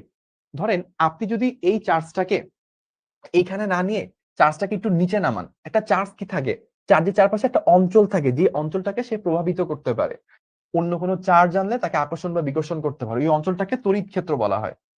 আপনি ওই চার্জটাকে একটু নিচে নামান, ওর সাথে সাথে কি ওর প্রভাবিত অঞ্চলটাও একটু নিচে নামবে, ওইটাকে একটু উপরে উঠাইলে প্রভাবিত অঞ্চলটাও উপরে উঠবে। তো আপনি এই চার্জটাকে নিয়ে যদি উপর নিচে এরকম উঠানামা করান, তাহলে ওর সাথে সাথে এটার চারপাশে একটা অঞ্চল আছে, যে অঞ্চলটা হচ্ছে তার তড়িৎ ক্ষেত্র। ও উপরে উঠলে ওর সাথে সাথে তড়িৎ ক্ষেত্রটা উপরে উঠবে, ও নিচে নামলে ওর সাথে সাথে তড়িৎ ক্ষেত্রটাও নিচে নামবে। এইটা যদি বুঝে থাকেন, এবার আমি সেকেন্ড জিনিসটা বলবো। সেকেন্ড জিনিসটা কি, আপনারা এই জিনিসটা পড়ে আসছেন ক্লাস 9-10-এর চ্যাপ্টার 12-এ। 9-10-এর চ্যাপ্টার 12, আমি একটু এখানে বলি। 1819 সাল মানব সভ্যতার বিজ্ঞানের ইতিহাসের অন্যতম একটা সময় ছিল। ওয়েরস্টেড নামে একজন সায়েন্টিস্ট খুবই অস্বাভাবিক একটা ঘটনা আবিষ্কার করে। সায়েন্টিস্টটার নাম ছিল হচ্ছে ওয়েরস্টেড। কে কে মনে পড়ছে, কার কার অলরেডি মনে পড়ছে ভাইয়া কি নিয়ে কথা বলতে যাচ্ছি?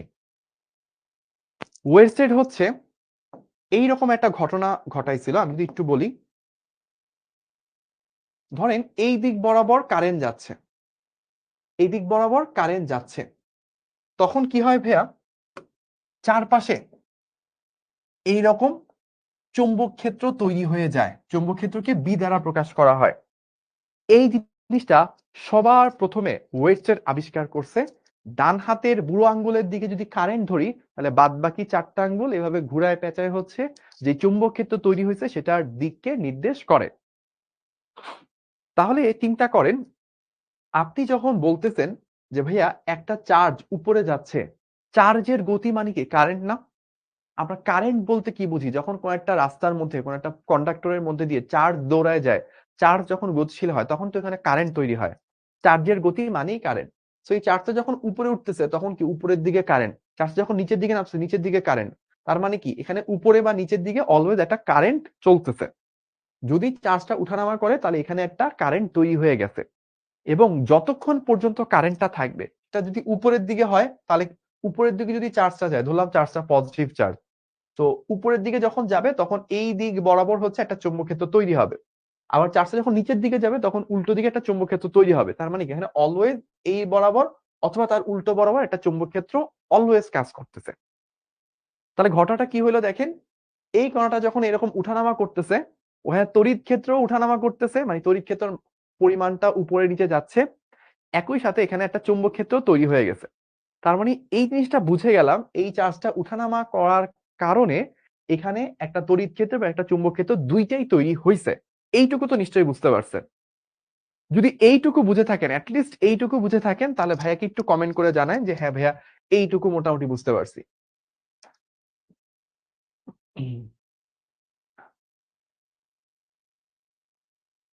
একজন বলছে চৌম্বক ক্ষেত্র আর তড়িৎ বলরেখা কি সেম কিনা, অ্যান্সার হচ্ছে না। তড়িৎ ক্ষেত্র এক জিনিস, চৌম্বক ক্ষেত্র টোটালি ডিফারেন্ট জিনিস। তড়িৎ ক্ষেত্রে আলাদা তড়িৎ বলরেখা আছে, চৌম্বক ক্ষেত্রে আলাদা চৌম্বক বলরেখা আছে। যে আরেকটু ক্লিয়ার করতে হয় আমাকে, আমি এইভাবে বলবো। এই যে দেখেন, আমরা যখন চিন্তা করি একটা চার্জ, ধরেন একটা চার্জ আছে +10 কুলম্ব চার্জ, তার চারপাশে আসলে কি হয়, ওইটার চারপাশে এরকম একটা তড়িৎ ক্ষেত্র তৈরি হয়, তাই না? তো ওই তড়িৎ ক্ষেত্র যদি আমরা চিন্তা করি, ওই তড়িৎ ক্ষেত্রের বল রেখাগুলো কিরকম হয়, এই যে এই রকম, এগুলো হচ্ছে তড়িৎ বল রেখা, চারদিকে ছড়ায় পড়ে, এগুলো হচ্ছে তড়িৎ বল রেখা। আর আপনি যখন চুম্বক নিয়ে কাজ করতেছেন, এই যে চুম্বক, এগুলো হচ্ছে চুম্বক বল রেখা, চুম্বক বল রেখা। আমরা চ্যাপ্টার 4-এ যখন যাব সেকেন্ড পেপারে, তখন আমরা এগুলো ডিটেলসে দেখবো, কোনো সমস্যা নাই। এগুলো হচ্ছে তড়িৎ বলরেখা, তড়িৎ বল রেখা বা ইলেকট্রিক ফোর্স লাইন। তো যেটা নিয়ে আমরা কাজ করতেছিলাম, তো এই কণাটা যখন উপরে নিচে ওঠানামা করতেছে, একটা তড়িৎ ক্ষেত্র তৈরি হচ্ছে। তাহলে একটা নির্দিষ্ট পার্টিকেলের ক্ষেত্রে চিন্তা করেন তো, মানে এই কণাটার সামনে মাধ্যমের অনেকগুলো কণা আছে।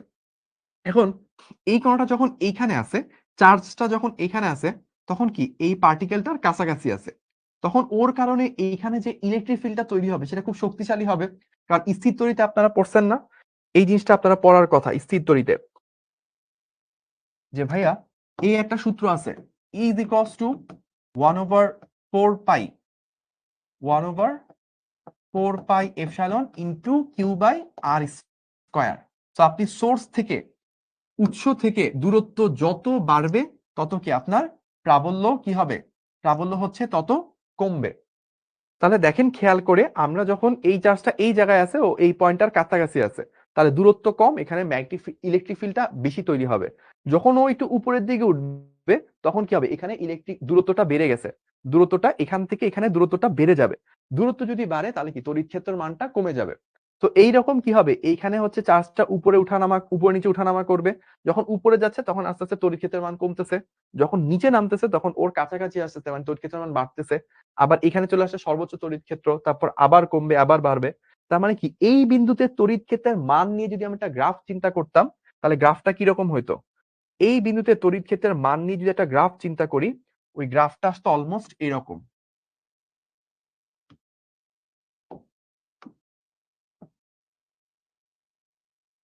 সময়ের সাথে সাথে এই তড়িৎ ক্ষেত্রের মানটা কখনো বাড়তো, কখনো কমতো, জিরো হয়ে নিচে যেত, উপর আসতো, এইরকম ব্যাপারটা বারবার রিপিট হইতো। ঠিক আছে, কেন রিপিট হইতো, কারণ হচ্ছে যখন চার্জটা সেন্টারের কাছাকাছি আসতেছে তখন দূরত্বটা কমে সবচেয়ে কম দূরত্ব, তখন ম্যাক্সিমাম তড়িৎ ক্ষেত্র পাচ্ছে। আবার যেতে যেতে যখন অনেক নিচে চলে গেছে তখন দূরত্ব অনেক বেড়ে গেছে, তড়িৎ ক্ষেত্রটা অলমোস্ট শূন্যের কাছাকাছি চলে গেছে। এই কারণে তড়িৎ ক্ষেত্রের মান এখানে কম বেশ হয়। ঠিক একই রকম ভাবে চিন্তা করেন, এখানে চার্জ যখন দৌড়ায়, চার্জ যখন উপরে উঠে বা নিচে নামে, চার্জের বেগ যত বেশি হয়, চার্জটা যত স্পিডে দৌড়ায়, তত কি হয় ভাইয়া, তত হচ্ছে কারেন্টটা বেশি তৈরি হয়। কারণ কারেন্টের একটা সূত্র আছে, আপনারা এটা জানেন কিনা জানি না। কারেন্টের সূত্র I is equals to NAVE, এটা কি আপনারা জানেন? I হচ্ছে কারেন্ট, আর V হচ্ছে ড্রিফট ভেলোসিটি। ড্রিফট ভেলোসিটি, এখানে ই না দিয়ে চাইলে আপনি কিউ দিতে পারেন, মানে যেই চার্জ নিয়ে কাজ করছেন সেটা, অফ চার্জ। বাংলা এটাকে বলা হয় তারণ বেগ। কে কে জানেন তারণ বেগ সম্পর্কে? তারণ বেগ জানেন? হ্যাঁ, এই যে জানেন, অনেকেই বলছে জানে। তাহলে চিন্তা করেন তো, এইখানে যখন এই চার্জিত কণাটা কাঁপতেছিল, সরল ছন্দু স্পন্দনের কম্পন চিন্তা করেন। সরল ছন্দু স্পন্দনের ক্ষেত্রে মাঝখানে যখন যায়, মাঝখানে কি বেগটা সর্বোচ্চ থাকে? তাহলে কণাটা যখন মাঝখান দিয়ে পাস করতেছে, বেগটা হাইয়েস্ট। তখন বেগ যদি হাইয়েস্ট থাকে, কারেন্টটা সর্বোচ্চ। আর কারেন্ট যদি সর্বোচ্চ হয়, তাহলে তার চারপাশে কি চুম্বক ক্ষেত্রটা সর্বোচ্চ হবে। তখন এখানে কি হাইয়েস্ট পরিমাণ ম্যাগনেটিক ফিল্ড পাওয়া যাবে, বা চৌম্বক ক্ষেত্রের মানটা এখানে অনেক বেশি হবে। কিন্তু যখন এটা আস্তে আস্তে চার্জটা নামতে নামতে প্রান্তের দিকে গেছে, তখন কি বেগটা কমতে কমতে শূন্যের কাছাকাছি হয়ে যায়। বেগটা যখন শূন্যের কাছাকাছি হয়ে যায়, তখন কি কারেন্টটাও কি শূন্য হয়ে যায়। কারেন্ট যদি শূন্য হয়ে যায়, চৌম্বক ক্ষেত্রটাও কি জিরো হয়ে যায়। তাহলে এই চার্জটা যখন উঠানামা করবে, এক এক সময় বেগ এক এক রকম, ফলে কারেন্টটাও এক এক রকম। দুই প্রান্তে কারেন্টটা একদম শূন্যের কাছাকাছি তৈরি হয়, মাঝখানে কারেন্টটা সর্বোচ্চ পরিমাণ তৈরি হয়, এবং কারেন্ট যেখানে বেশি সেখানে চুম্বক ক্ষেত্রও বেশি। ফলে এখানে মাঝখান দিয়ে অতিক্রম করার সময় সর্বোচ্চ চুম্বক ক্ষেত্র এই পয়েন্টে তৈরি হয়, আর দুই প্রান্তে যাওয়ার ফলে এখানে চুম্বক ক্ষেত্রটা জিরো হয়ে যায়। ফলে আমি যদি চুম্বক ক্ষেত্রেরও গ্রাফ আঁকি, এইরকম একটা গ্রাফ চুম্বক ক্ষেত্র আমাকে দিবে।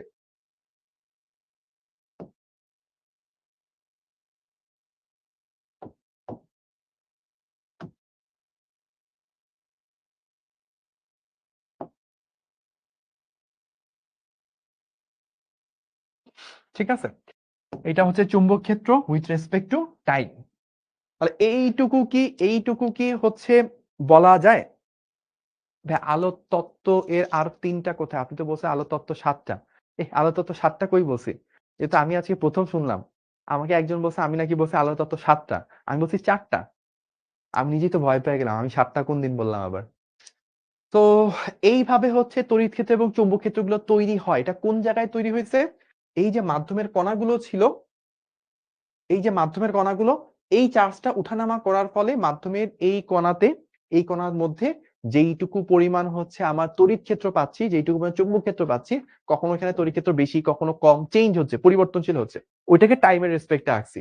এখানে চুম্বক ক্ষেত্র যেইটুকু তৈরি হচ্ছে, এটা কখনো বাড়ে কখনো কমে, সেটুকু টাইমের রেসপেক্টে আঁকছি। তবে এইটা শুধুমাত্র এখানে থেমে থাকে না। এই কণা থেকে এইটা আবেশ প্রক্রিয়ায় তার পাশের কণায় যায়, তারটা তার পাশের কণায় যায়, তারটা তার পাশের কণায় যায়। এইভাবে হচ্ছে একটা কণা থেকে আরেকটা কণায় এই তড়িৎ ক্ষেত্র এবং চৌম্বক ক্ষেত্রের মানটা ছড়ায় পড়ে। ফলে তরঙ্গ আকারে এটা সামনের দিকে এভাবে অগ্রসর হইতে থাকে। সো এইটাই হচ্ছে তাড়িৎ চৌম্বক তরঙ্গের থিওরি বা তাড়িৎ চৌম্বক তরঙ্গের তত্ত্ব, যে একটা চার্জ যখন এভাবে কাঁপতে থাকে, তার ফলে চারপাশে হচ্ছে এরকম তাড়িৎ চৌম্বক একটা কম্পন তৈরি হয়, অর্থাৎ এই মাধ্যমের কণাগুলোর মধ্যে তড়িৎ এবং চুম্বক ক্ষেত্রে একটা মান পাওয়া যায়, এবং এই মানটা হচ্ছে অসিলেটিং বা কম্পনশীল, মানটা ফিক্স না থেকে তড়িৎ ক্ষেত্রের মান বাড়ে কমে, চুম্বক ক্ষেত্রের মান বাড়ে কমে। তো তো এই মানটা আবার এই একটা কণাতে ফিক্স না রেখে আস্তে আস্তে এই ঘটনাটা বা এই বৈশিষ্ট্যটা আস্তে আস্তে সামনের কণাগুলোর মধ্যে ছড়ায় পড়ে। তো এইভাবে ছড়ায় পড়তে পড়তে সামনের দিকে হচ্ছে এই মানগুলো ছড়ায় পড়ে, বা কিভাবে বলবো, ব্যাপারটা এরকম যে এই তড়িৎ ক্ষেত্র এবং চুম্বক ক্ষেত্রের মানের যে ব্যাপারটা, এটা এই কণা থেকে তার পাশে কণায় ট্রান্সমিট হয়, পাশের কণা থেকে তার পাশের কণায় পাস হয়, তার পাশের কণায় পাস হয়, একটার পর একটা এরকম কণাগুলোর মধ্যে দিয়ে এই তড়িৎ ক্ষেত্র এবং চুম্বক ক্ষেত্রের মানটা পাস হইতে হইতে অনেক অনেক দূরে চলে যায়। সূর্য থেকে আলোটা আমাদের পৃথিবী পর্যন্ত আসে, মাঝখানে কোনো মাধ্যম নাই। তো মাধ্যম নাই, তাহলে ভাই আপনি যে এখানে কণা আঁকছেন, এই কণাটা কি কণা? এই কণাগুলো হচ্ছে কাল্পনিক কণা। এবার একটু মাথায় রাখেন, এই যে এই কণাগুলো আঁকছি, এই কণাগুলো হচ্ছে কাল্পনিক কণা। এগুলো হচ্ছে কাল্পনিক কণা। এই কণাগুলোর বাস্তব কোনো অস্তিত্ব নাই। কেন ভাই এই কথাটা বলতেছি? বাস্তব কণা যদি হইতো, মানে রিয়েলি যেগুলো আমরা ধরেন বায়ুর কণা, মানে বায়ুর কণা বলতে কি বোঝায়? অক্সিজেন বুঝাই, নাইট্রোজেন বুঝাই। এই ধরনের কণা যদি হইতো, তাহলে কি হইতো? ওই কণাগুলোর মধ্যে দিয়ে তরঙ্গটা পাস করতে থাকলে আস্তে আস্তে কি তার প্রপার্টি নষ্ট হয়ে যেত না? মানে ওই মাধ্যমের কণাগুলো ওই শক্তিটাকে শোষণ করে নিত, অ্যাবজর্ব করে নিত। যেমন যেটা হয়, আপনি যদি শব্দ কথা চিন্তা করেন, শব্দ তরঙ্গ, আমি যখন শব্দ কথা বলতেছি, এই কথাটা আমি যদি এখান থেকে দাঁড়াই, হয়তো 10 মিটার 20 মিটার যাওয়ার পর এই কথাটা শোনা যাবে না। কেন শোনা যাবে না? বিকজ মাধ্যমের কণাগুলো ওই তরঙ্গের শক্তিটাকে অ্যাবজর্ব করে নেয়, শুষে নেয়। কিন্তু এইখানে যে কণাগুলো, এগুলো হচ্ছে কাল্পনিক কণা। ফলে এইখানে এই বিন্দুতে যেইটুকু তড়িৎ ক্ষেত্র চুম্বক ক্ষেত্র তৈরি হবে, এটাই তার পাশের কণায় এক ফোঁটাও না কমে একদম এক্স্যাক্টলি সেম মান ধরে রেখে আস্তে আস্তে সামনের দিকে চলে যাবে। এই তরঙ্গটা সঞ্চালন হওয়ার জন্য অ্যাকচুয়াল কোনো মাধ্যম দরকার হয় না, কাল্পনিক কিছু কণা আছে, কাল্পনিক আমরা ধরে নিচ্ছি যে এখানে কিছু কণা, এই কাল্পনিক কণাগুলোর মাধ্যমে হচ্ছে এই তরঙ্গটা সামনের দিকে আগায় যায়। যেহেতু এটা বাস্তবে এটার অস্তিত্ব নাই, কাল্পনিক একটা মাধ্যম, এই কাল্পনিক মাধ্যমটাকেই ১৬৭৮ সালে হাইগেন্স একটা মাধ্যম বলছিল, কাল্পনিক কণাগুলোকে নিয়ে উনি একটা মাধ্যম চিন্তা করে, যে মাধ্যমের নাম উনি দিয়েছিল ইথার। ওই মাধ্যমের নাম কি ছিল? ইথার। সো আমি একটু কথাটা এই পাশে লিখে ফেলি।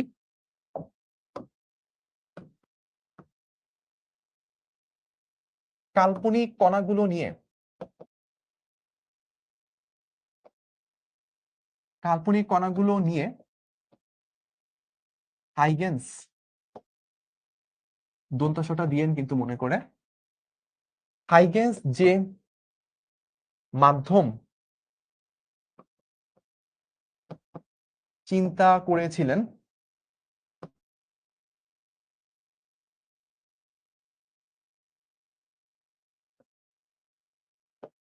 তাই হলো ইথার।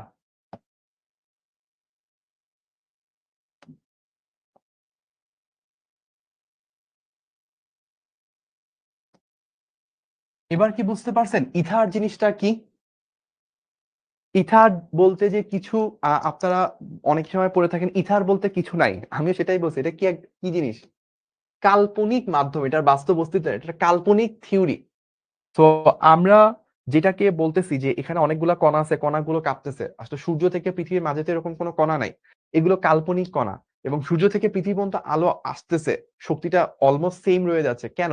কারণ হচ্ছে এই কণাগুলো যদি বাস্তব কণা হইতো তাহলে তো এটা শক্তিটাকে অ্যাবজর্ব করে যেত, পৃথিবী পর্যন্ত আলোটা শক্তিটাই পৌঁছাইতো না, কিন্তু এগুলো কাল্পনিক কণা, এই জন্য এটার মধ্যে শক্তি অ্যাবজর্ব হয় না, অ্যাজ ইট ইজ শক্তিটা আমাদের কাছে চলে আসে। ঠিক আছে? কেমিস্ট্রিতে আপনারা ইথার পড়ছেন, বাট ওইটা একটা যৌগ, ওইটা ডিফারেন্ট জিনিস। এই ইথার এটা আরেকটা জিনিস, মানে একই জিনিস ধরেন থাকে না যে আপনি বি দিয়ে হয়তো কেমিস্ট্রিতে একটা সিম্বল বোঝায়, বোরন বোঝায়, আবার বি দিয়ে এখানে হচ্ছে আয়তন গুণাঙ্ক বোঝায়, মানে আয়তন গুণাঙ্ক এক জিনিস, বোরন আরেক জিনিস, কিন্তু সিম্বল দুইটা সেম হয়ে গেছে। এখানেও ব্যাপারটা এরকম, ইথার, কেমিস্ট্রির ইথারের সাথে ফিজিক্সের ইথারের কোনো সম্পর্ক নেই, ওই ইথার একটা যৌগ, আর এই ইথার হচ্ছে একটা কাল্পনিক মাধ্যমের নাম। ওকে, এখন তাহলে চিন্তা করেন, মাইকেলসন মরলি নামক দুইজন সায়েন্টিস্ট ছিল, যারা পরীক্ষার সাহায্যে প্রমাণ করছিল যে ইথার নামে কোনো মাধ্যমের কোনো অস্তিত্ব নাই, ওনারা এটা পরীক্ষার সাহায্যে প্রমাণ করছে। প্রমাণ করার পর কিছুদিন পর আবার ওনাদের এই প্রমাণটা ভুল বলে প্রমাণিত হয়েছে। দ্যাটস ওয়াই এখনকার দিনে আর মাইকেলসন মরলি পরীক্ষাটা ওইভাবে পড়ানো হয় না, কিন্তু দেখবেন আপনাদের বইতে এখনো ওই মাইকেলসন মরলির পরীক্ষা বা ওই জিনিসপাতিগুলো রয়ে গেছে, কারণ আমাদের দেশের বই আপডেট হইতে অনেক দিন লাগে। হ্যাঁ, বাংলাদেশ তো অনেক উন্নত দেশ। তো আমরা এইটুকু পর্যন্ত মোটামুটি ধরে নিলাম, কিন্তু এই যে আপনারা বলতেছেন বা ভাইয়া বলতেছি যে এটা কাল্পনিক মাধ্যম, কাল্পনিক কণা, আসলে আমি ফ্র্যাঙ্কলি স্পিকিং এইটাকে একেবারে এই কণাগুলোর অস্তিত্ব নাই এটা আমি বিশ্বাস করি না। আমি বিশ্বাস করি যে এখানে আসলে অবশ্যই কোনো না কোনো মাধ্যম, কোনো না কোনো কণা আছে, বাট ওই কণাগুলোকে ধরা যায় না, ওই কণাগুলোকে ছোঁয়া যায় না, মানে ওই কণাগুলোর অন্য কিছু বৈশিষ্ট্য আছে। জগতের সবকিছু যে আমরা হাতে ধরতে পারবো, সবকিছু যে ভর থাকবে, ওজন থাকবে, এমন নাও হইতে পারে। এখানে যে কণাগুলো আছে, এই কণাগুলো হয়তো ভর নাই, কিন্তু এই কণাগুলো কাল্পনিক কণা হইলেও এদের কিন্তু তড়িৎ ধর্ম আছে, এদের আবার চুম্বক ধর্ম আছে, এবং এগুলোর মানও আছে। কিভাবে? প্রমাণ দিই। দেখেন, আপনি পড়ে আসছেন না যে ভাইয়া এফসাইলন নট পড়ছেন কি পড়েন নাই? কে কে এফসাইলন নট পড়ছেন আমাকে একটু কমেন্ট করে জানান। এই জিনিসটার মান এরকম না, 8.854 10⁻⁻12 পড়ছেন কিনা? এককটা কি? একক হচ্ছে নিচে ছিল তো, তাহলে আমাদের যদি ওইটা উপরে যায় তাহলে হবে হচ্ছে কুলম স্কয়ার, তারপর হচ্ছে নিউটনটা নিচে নামবে, মিটার স্কয়ারটা নিচে নামবে, এরকম হওয়ার কথা। এটা পড়ছেন না? পড়ছেন। তাহলে এপসাইলন নট কি ছিল? শূন্য স্থানে তড়িৎ ভেদন যোগ্যতা, শূন্য স্থানে তড়িৎ ভেদন যোগ্যতা হচ্ছে এপসাইলন নট। এখন এপসাইলন নট বলতে কি বোঝায়, তড়িৎ ভেদন যোগ্যতা বলতে কি বোঝায় যদি জিজ্ঞেস করি, ম্যাক্সিমাম মানুষ কোনো অ্যান্সার দিতে পারে না, বলে কি এটা একটা তড়িৎ ধর্ম, মাধ্যমের তড়িৎ ধর্ম, এইটুকুই হাইয়েস্ট অ্যান্সার, এটা শূন্যস্থানের মান হচ্ছে এত। তাহলে আপনাকে আমি যদি একটু সহজে বলি, আমি আজকে পড়ার বাইরে কথাবার্তা অনেক বেশি বলতেছি, কারণ আমি আজকে খুব রিল্যাক্সে ক্লাস দিতে পারতেছি, কারণ এই চ্যাপ্টারের ফুল প্লেলিস্ট মানে গত বছর আর্কাইভে আপনি আমারটাই পাবেন। তো আমি কোনো কিছু মিস দিলে বলে দিব গত বছর আর্কাইভে তো ছিল। তো আমার জন্য টেনশন একটু কম, অনেক ডিটেলসে বলতে পারতেছি। এনিওয়েজ, সো আমরা যদি চিন্তা করি তড়িৎ ভেদন যোগ্যতা জিনিসটা কি ছিল, ভেদন যোগ্যতা হচ্ছে মাধ্যমের তড়িৎ বাধা। মাধ্যমের তড়িৎ বাধা, কেন তড়িৎ বাধা বলতেছি, দুইটা চার্জ ধরেন 5 কুলম 6 কুলম, দুইটা চার্জের মাঝখানে একটা তড়িৎ বল আপনি চিন্তা করলেন, কিভাবে করবেন, ওই যে কুলম্বের সূত্র 1/4 Q1 Q2 R স্কয়ার, এটা দিয়ে আপনি বের করে ফেলতে পারবেন, তাই না? এখন ভাই একটু চিন্তা করেন তো, যদি দুইটা মাধ্যমের মানে দুইটা চার্জের মাঝখানে যে মাধ্যমটা থাকে, সেই মাধ্যমটা যদি শূন্য স্থান হয়, তাহলে যতটুকু বল পাবেন, যদি শূন্যস্থান না হয় অন্য কোনো মাধ্যম হয়, তাহলে বলটার পরিমাণ কি একটু কমে যায় না? কারণ যত অন্য মাধ্যমের দিকে যাবেন এপসাইলনের মানটা তত বাড়ে, আর 1/4 নিচে থাকার কারণে আস্তে আস্তে বলটা কমে যায়।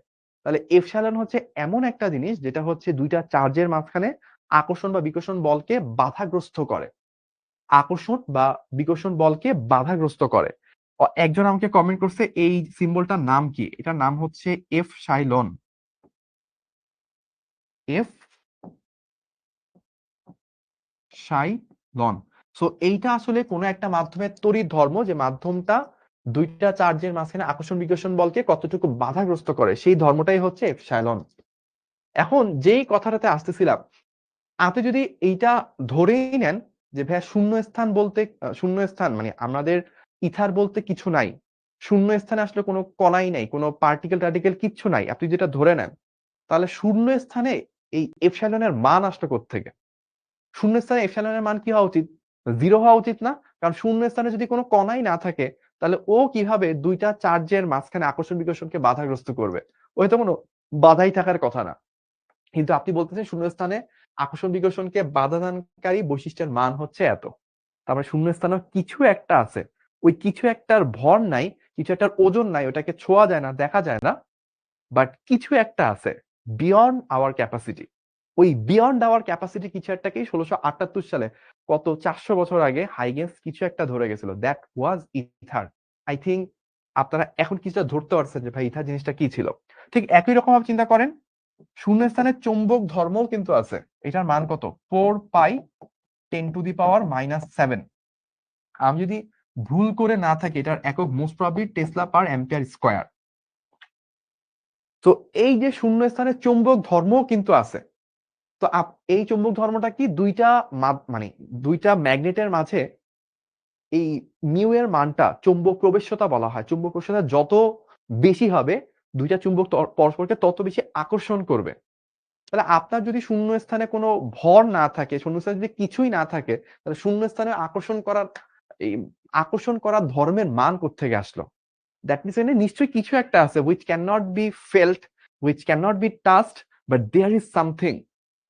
এবং এই সামথিংটাই হচ্ছে ইথার বলে 1678 এ কল্পনা করা হয়েছে। এটা নিয়ে আরো অনেক জটিল অনেক কিছু সুন্দর জিনিসপাতি আছে।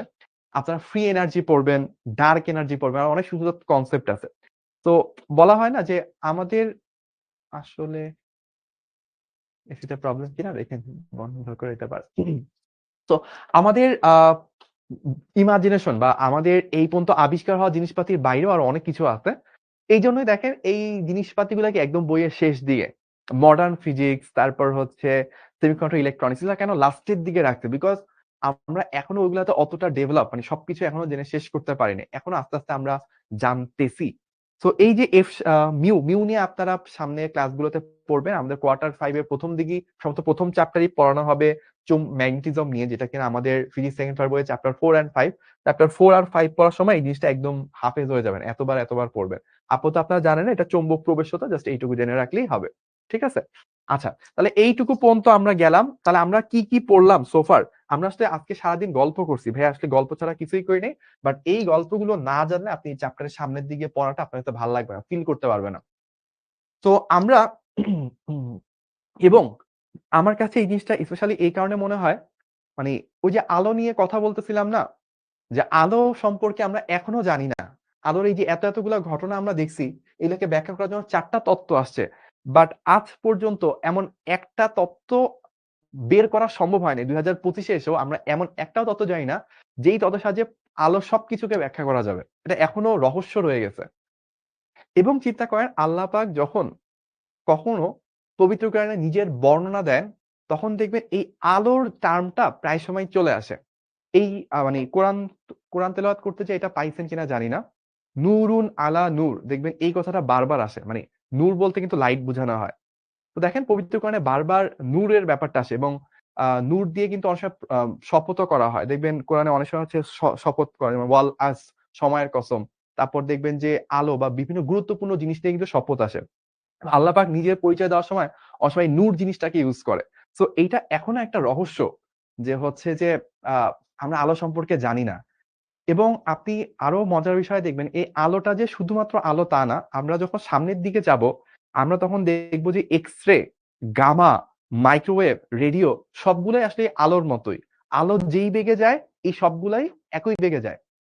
এবং আরো মজার বিষয় দেখেন, আলো যে একটা মেক্সিমাম জিনিস, আল্লাহ পাক কিন্তু অলরেডি ইঙ্গিত দিয়ে দিচ্ছে আমাকে। এই মহাবিশ্বের যত কিছুই আপনি নেন না কেন, কোন কিছুর বেগ কখনোই আলোর বেগের চেয়ে বেশি হইতে পারে না। এমনকি আমাদের সবথেকে বিখ্যাত সায়েন্টিস্ট আইনস্টাইন, উনার সবথেকে ফেমাস যে থিওরি, ওই ইকুয়ালস টু এমসি স্কয়ার গায়ের মধ্যে লিখে ঘুরেন নাই? দেখেন, আমাকেও হচ্ছে আমার ফোনেও হচ্ছে পিছনে ব্যাক কভারের মধ্যে ইকুয়ালস টু এমসি স্কয়ার লেখা। এনিওয়েজ, সো এটা যদি আমি গিফট পাইছি, নিজে কিনি নাই। এনিওয়েজ, সো এই থিওরিটার পিছে কিন্তু আইনস্টাইনের একটা পোস্টুলেট আছে। সেই পোস্টুলেটটা কি জানেন? সেই পোস্টুলেটটা আপনারা পড়ে আসছেন দ্বিতীয় স্বীকার্য। হচ্ছে কোনো মানে আলোর বেগ, আলোর বেগ যেই মাপুক, যেভাবেই মাপুক না কেন, সেটা হচ্ছে সবসময় সেইম মাপবে এবং আলোর বেগের থেকে বেশি বেগ কখনো হওয়া পসিবল না। সেকেন্ড পোস্টুলেট যেটা। তাহলে দেখেন সবকিছুই কিন্তু দিন শেষে আলো একটা মিস্ট্রির একটা ইঙ্গিত দেয়। এবং ওই মিস্ট্রির কিছু জিনিস হচ্ছে আমরা এই চ্যাপ্টারে জানবো। ঠিক আছে? ওকে। তাহলে আমরা আমরা এই পর্যন্ত যা দেখছি সেটা নিয়ে একটু বলি। আমরা ৪ টা তত্ত্ব দিছি, কোনটা কে দিছে, কোন তত্ত্বটা কি বুঝায়, ১ নাম্বার এবং ৪ নাম্বারটা কণাকে বুঝায়, মানে আলোকে কণা হিসেবে চিন্তা করে, ২ এবং ৩ হচ্ছে আলোকে তরঙ্গ হিসেবে চিন্তা করে। এবং আলোর যে ৬ টা ডিফারেন্ট ইউনিক ঘটনা আছে, এই ঘটনাগুলোকে আমরা বলছি এই ২টা 9, 10 এ পড়ে আসছি। এই ৩, ৪, ৫ এটা আমরা চ্যাপ্টার 7 এ অর্থাৎ এই অধ্যায়ে ভাইয়ার সাথে পড়বো এবং চ্যাপ্টার 6 আমরা অলরেডি আপনারা মাহিন ভাইয়ের সাথে মডার্ন ফিজিক্স এ পড়ে আসছেন। তারপর এই তত্ত্বগুলোর কথা বললাম। তারপর বললাম তড়িৎ ক্ষেত্র, একটা চার্জের চারপাশে তড়িৎ ক্ষেত্র থাকে। চার্জটা উপরে নিচে ওঠানামা করলে তার সাথে তড়িৎ ক্ষেত্র ওঠানামা করে। একটা চুম্বকের চারপাশে চুম্বক ক্ষেত্র থাকে, চুম্বকটা ওঠানামা করলে চুম্বক ক্ষেত্র ওঠানামা করে। তারপর বলছিলাম একটা চার্জ, লাইক একটা পজিটিভ চার্জ যদি চিন্তা করি, সেটা যখন উঠানামা করে তার চারপাশে কিভাবে এই তড়িৎ ক্ষেত্র এবং চুম্বক ক্ষেত্র তৈরি হয় সেটার ব্যাপারে বলছি। এবং ওইটার ফলে কিভাবে তার পাশের কণাগুলোতে, কাল্পনিক কণাগুলোতে এই তড়িৎ ক্ষেত্র চুম্বক ক্ষেত্রটা চলে আসে এবং এই কণাগুলো স্পেশাল কণা, যেই স্পেশাল কণা হচ্ছে শক্তিটা ১ ফোঁটাও না কমায় তার পাশের কণাগুলোকে হুবহু সেইম ভাবে পাস করে দিতে পারে। তো এই কণাগুলোকে কাল্পনিক কণা বলছি এবং এই কাল্পনিক কণাগুলোকে নিয়ে যে মাধ্যমকে চিন্তা করছি সেটা একটা কাল্পনিক মাধ্যম। ১৬৭৮ সালে এটার নাম দেওয়া হয়েছিল হাইগেন্সের দ্বারা ইথার। ওকে? তাইলে আমরা এইটুকু দেখছি এবং শূন্যস্থানে তড়িৎ ভেদনযোগ্যতার মান এবং শূন্যস্থানে চুম্বক প্রবেশ্যতার মান আমি একটু সাইডে লিখে দিই। এগুলোর নাম কি? এটা হচ্ছে তড়িৎ ভেদন যোগ্যতা। তড়িৎ ভেদন যোগ্যতা শূন্যস্থানের জন্য লিখতেছি। আর এটা কি? এটা হচ্ছে চৌম্বক প্রবেশ্যতা। এটা হচ্ছে চৌম্বক প্রবেশ্যতা। এবং আরেকটা মজার বিষয় আমি বলবো। আরেকটা মজার বিষয় যেটা বলবো সেটা হচ্ছে যে আমরা যখন তাড়িৎ-চৌম্বক তরঙ্গ চিন্তা করব, তখন একটা ভালো সুন্দর ঘটনা ঘটে। ঘটনাটা কিরকম একটু বলি।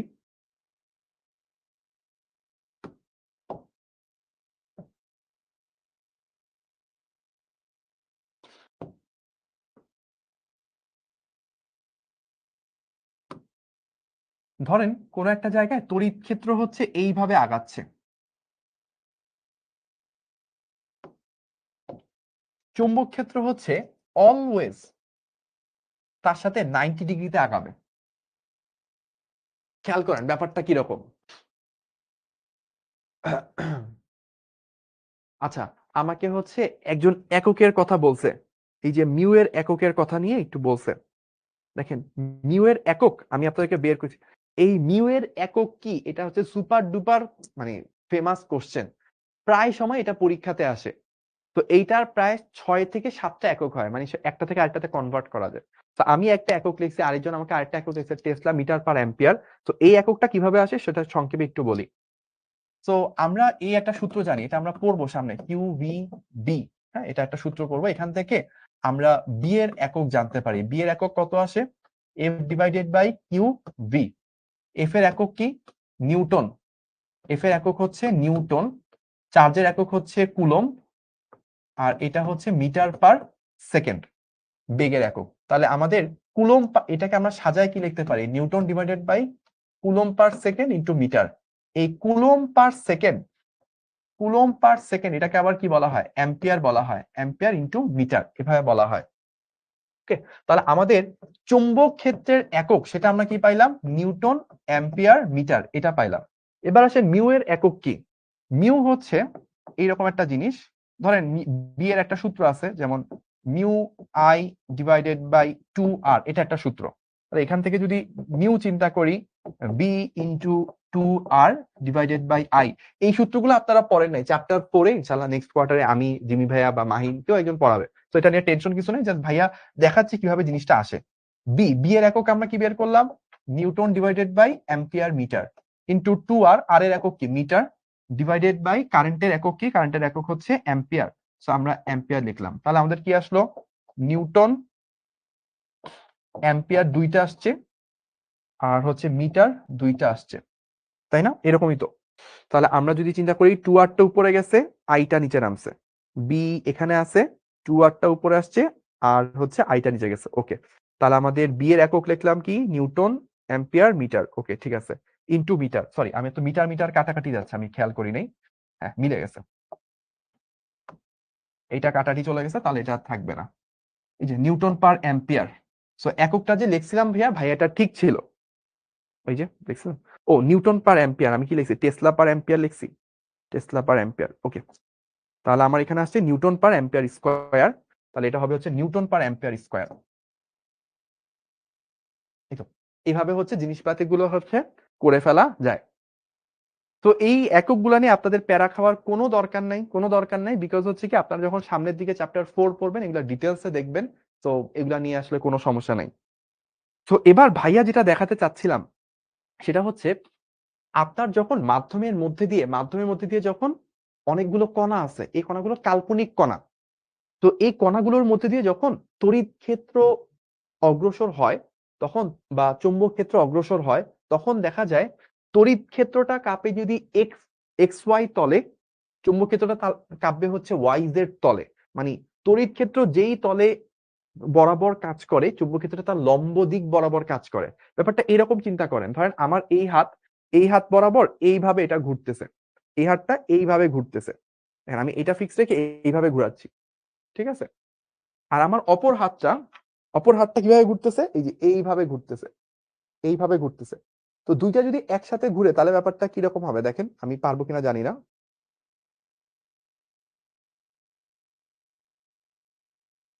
খেয়াল করছেন ব্যাপারটা কি ঘটতেছে? আমি আরেকবার একটু দেখাই চেষ্টা করি আর কি, যদিও পারবো না মনে হয়। তো এইভাবে আছে, ধরেন দুইটা এইভাবে আছে মাঝখানে, একটা যাচ্ছে ডানে, একটা উপরের দিকে, আবার নেমে একসাথে আসলো, তারপর এটা গেল নিচের দিকে, এটা বামে গেছে, তারপর আবার একসাথে আসলো, তারপর এই যে এইভাবে হচ্ছে। তো এইভাবে হচ্ছে তড়িৎ ক্ষেত্র এবং চুম্বক ক্ষেত্র থাকে। অর্থাৎ তড়িৎ ক্ষেত্রের কম্পনটা যদি একটা তলে হয়, চুম্বক ক্ষেত্রটা হয় তার লম্ব তলে। তড়িৎ ক্ষেত্র এবং চুম্বক ক্ষেত্র অলওয়েজ অলওয়েজ হচ্ছে পরস্পর 90 ডিগ্রিতে থাকে। সো এইটাই এখানে বোঝানো হয়েছে, যে আপনি যদি সাদা কালার দিয়ে যদি তড়িৎ ক্ষেত্র বুঝান, তড়িৎ ক্ষেত্রটা তরঙ্গ আকারে সামনের দিকে চলে যাচ্ছে, তাহলে মাথায় রাখবেন এইটা হচ্ছে আপনার চুম্বক ক্ষেত্র বোঝানো হচ্ছে। তড়িৎ এবং চুম্বক অলওয়েজ লম্বভাবে থাকে, এবং তাদের সাথে হচ্ছে 90 ডিগ্রিতে, উভয়ের সাথে 90 ডিগ্রিতে এদিক দিয়ে যেটা চলে আসতেছে, উভয়ের সাথে 90 ডিগ্রিতে এদিক দিয়ে যেটা চলে আসতেছে সেটাই হচ্ছে আলো বা তাড়িৎচুম্বক তরঙ্গ। আর এইটাই সেই তাড়িৎচুম্বক তরঙ্গ, এইভাবে সামনের দিকে অগ্রসর হয়।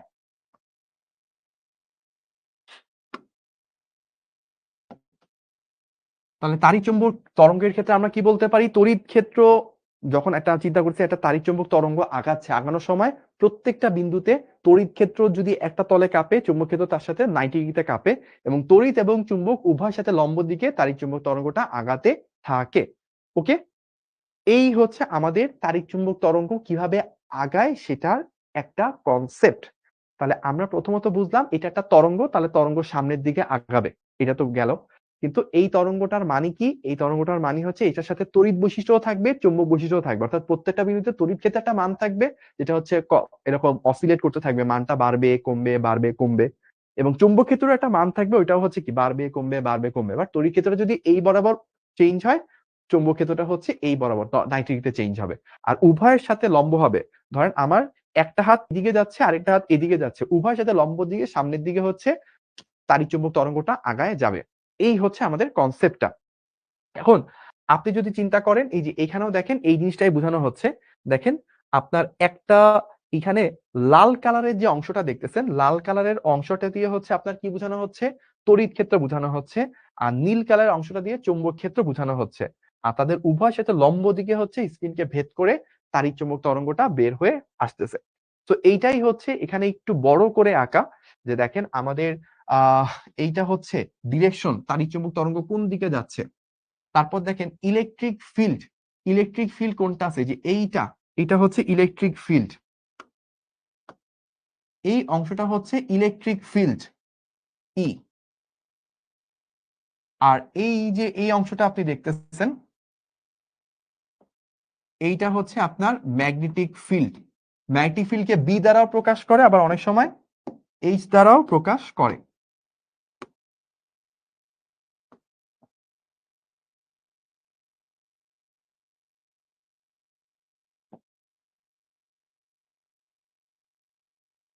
ঠিক আছে, তো এই জিনিসটাই হচ্ছে এইভাবে পড়া হয়েছে। এখন অনেকের প্রশ্ন, ভাইয়া আমাদের তো বইতে দেখা যায় যে এইচ আকারে প্রকাশ করছে, সিস্টেমটা হচ্ছে B is equals to mu H.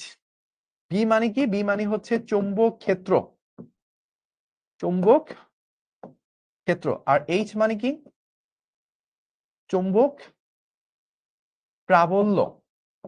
তড়িতের ক্ষেত্রে যেরকম তড়িৎ ক্ষেত্র এবং তড়িৎ প্রাবল্য একই জিনিস, চুম্বকের ক্ষেত্রে দুইটা সেম জিনিস না। চুম্বকের ক্ষেত্রে চুম্বক ক্ষেত্র আর চুম্বক প্রাবল্য ডিফারেন্ট জিনিস, দুইটার মাঝে সম্পর্ক হচ্ছে এইটা। আর যদি বলেন ভাইয়া মিউ কি? মিউ হচ্ছে চুম্বক প্রবেশ্যতা, চুম্বক প্রবেশ্যতা। ওকে, এইটুকু ক্লিয়ার? তাইলে আমরা এটা কি 3D গ্রাফ কিনা? হ্যাঁ, এটা হচ্ছে একটা 3D গ্রাফ। তো এইটুকুর পর আমরা এখানে আরো কিছু জিনিস দেখব। কোনো একটা বিন্দু যদি আপনি চুজ করেন, তড়িৎ ক্ষেত্রের উপর কোনো একটা বিন্দু যদি আপনি চুজ করেন, তাহলে ওই বিন্দুতে আপনি তড়িৎ ক্ষেত্রের মানটা পরিবর্তনশীল পাবেন। মনে আছে আমরা যখন তরঙ্গ চ্যাপ্টারটা শিখছিলাম, আমরা এইরকম দেখছি না যে ভাইয়া তরঙ্গের ইকুয়েশন, তরঙ্গের ইকুয়েশন থাকে কি? y ইজ ইকুয়ালস টু, মাঝখানে লেখা আসে না, y is equals to a sin 2 pi by lambda vt minus x, এইভাবে লিখছিলাম না? মনে আছে? তাহলে যখন আপনি বলতেছেন যে ভাইয়া একটা তাড়িৎ চুম্বক তরঙ্গ আগাচ্ছে, একটা তাড়িৎ চুম্বক তরঙ্গ যাচ্ছে, তার মানে কি জানেন ভাইয়া? তার মানে আসলে এখানে দুইটা তরঙ্গ যাচ্ছে। একটা হচ্ছে তড়িৎ ক্ষেত্র, তড়িৎ ক্ষেত্র তরঙ্গটা এভাবে যাচ্ছে, ঠিক আছে? আবার তার সাথে সাথে চুম্বক ক্ষেত্র তরঙ্গটা এইভাবে যাচ্ছে।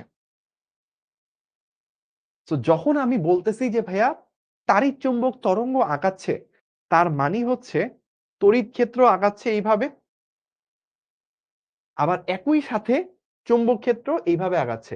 দুইটা তরঙ্গ পরস্পর, যে ভাই একটু আগে হাত দিয়ে দেখাইছিলাম, এখন আর হাতে পারতেছি না। তো দুইটা তরঙ্গ একসাথে আগানো, এটাই হচ্ছে তাড়িৎ চুম্বক তরঙ্গ ছিল। তো আমি যদি শুধু তড়িৎ ক্ষেত্রকে প্রকাশ করতে চাই, ভাই তড়িৎ ক্ষেত্র তো একটা তরঙ্গ, দুইটার মধ্যে তড়িৎ ক্ষেত্র একটা তরঙ্গ, তড়িৎ ক্ষেত্রকে কি দ্বারা প্রকাশ করে? ই দ্বারা।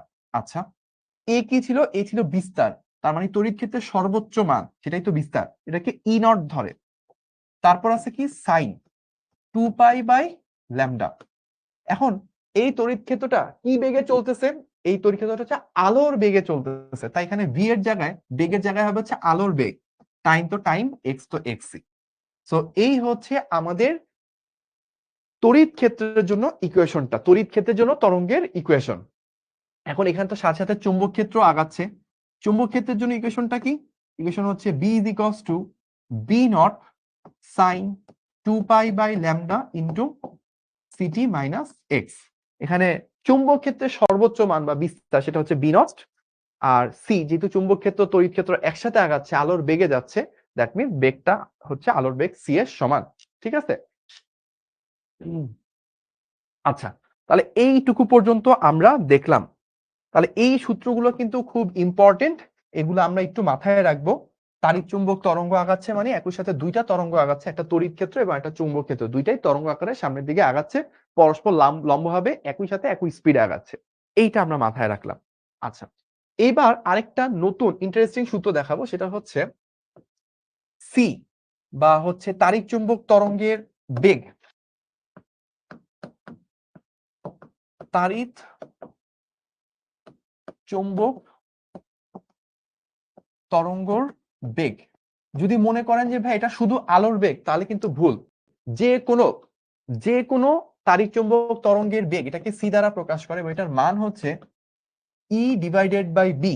যে কোনো একটা তাড়িৎ চুম্বক তরঙ্গ যখন আগায়, প্রত্যেকটা বিন্দুতে প্রত্যেকটা মুহূর্তে কি থাকবে? তড়িৎ ক্ষেত্রে একটা মান থাকবে এবং চুম্বক ক্ষেত্রে একটা মান থাকবে। এই দুইটা মানের অনুপাত করলে আপনি ওই তরঙ্গটা কত বেগে আগাচ্ছে, অর্থাৎ তাড়িৎ চুম্বক তরঙ্গের বেগ তথা আলোর বেগ, সেটা আপনি পেয়ে যাবেন। এখন আপনি যদি চিন্তা করেন, ই কে আপনি কি লিখতে পারেন? E naught sine 2π/λ ct minus x. নিচে কি লিখতে পারেন? বি নট সাইন, কয়টা বাজে? 8টা 28। আচ্ছা, কাছাকাছি চলে আসছে। সো এখন তাহলে আপনি চিন্তা করেন যে ভাইয়া দুইটার মধ্যে কি যে সাইনের এইটুকু কমন, তাহলে এটা কাটাকাটি করে ফেললে আপনার কি থাকে? আপনার কাটাকাটি করে ফেললে থাকে হচ্ছে C is equals to E naught by B naught. তাহলে আপনি যে কোনো মুহূর্তের ইনস্ট্যান্টেনিয়াস ভ্যালুও নিতে পারেন, অথবা আপনি যদি চান আপনি হচ্ছে যে ওদের বিস্তারগুলোর অনুপাতও নিতে পারেন। যেটাই করেন না কেন আপনি আলোর বেগ পেয়ে যাবেন। তাহলে এইটা একটা সূত্র, এই সূত্রের প্রমাণ আপনাদের লাগবে না, প্রমাণ আপনাদের লেভেলের বইগুলোতে নাইও। জাস্ট মাথায় রাখবেন যে কোনো মোমেন্টে আপনার তাড়িৎ চুম্বক তরঙ্গের বেগ তথা আলোর বেগ, এটার মান হচ্ছে তড়িৎ ক্ষেত্রের মান বা চুম্বক ক্ষেত্রের মান। আমরা যদি এখানে তড়িৎ ক্ষেত্রের মানের সূত্রটা লিখি, সূত্রটা কোত্থেকে পাইলাম? ওই যে আগের স্লাইড থেকে পাইছি। এখানে আগের স্লাইড থেকে চুম্বক ক্ষেত্রের সূত্র পাইছি, সেগুলো জাস্ট বসাইলাম, বসাই এটা করছি।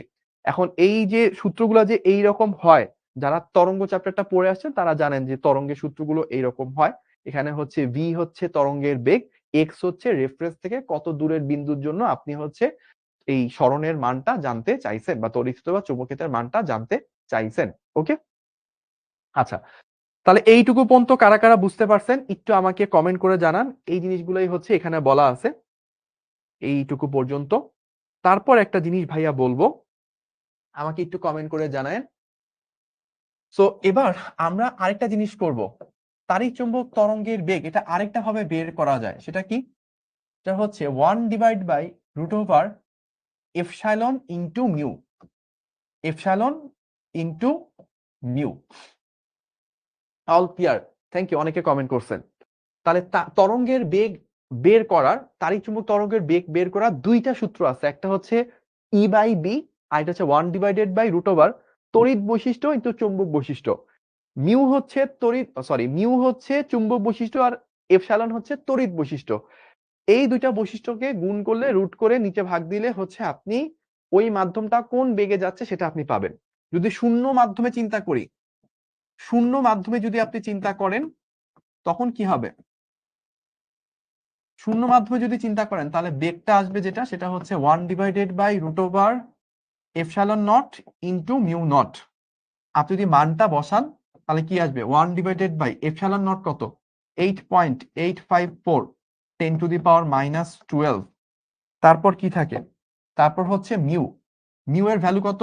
মিউ এর ভ্যালু হচ্ছে 4π 10⁻⁻7। সো আপনি জাস্ট এই দুইটাকে যদি বসায় গুণ করেন তাহলে দেখবেন আপনি গুণফলটা অলমোস্ট 3 × 10⁸ মিটার পার সেকেন্ড চলে আসবে। সো এইটা হচ্ছে আমাদের আলোর বেগের মান যে আমরা বের করছি 3 × 10⁸। এটা কিভাবে বের করছি? এই সূত্রগুলো দিয়ে বের করছি এবং প্র্যাকটিক্যাল করে দেখা গেছে যে হ্যাঁ, এইটাই আসলে মানটা আসে। সো এইখানে সি কি শুধু আলোর বেগ না, এটা সি যে কোনো তাড়িৎ চুম্বক তরঙ্গের বেগ। যেহেতু আলো এক প্রকার তাড়িৎ চুম্বক তরঙ্গ, তাই আলোর বেগও বলা গেলেও কোনো সমস্যা নাই।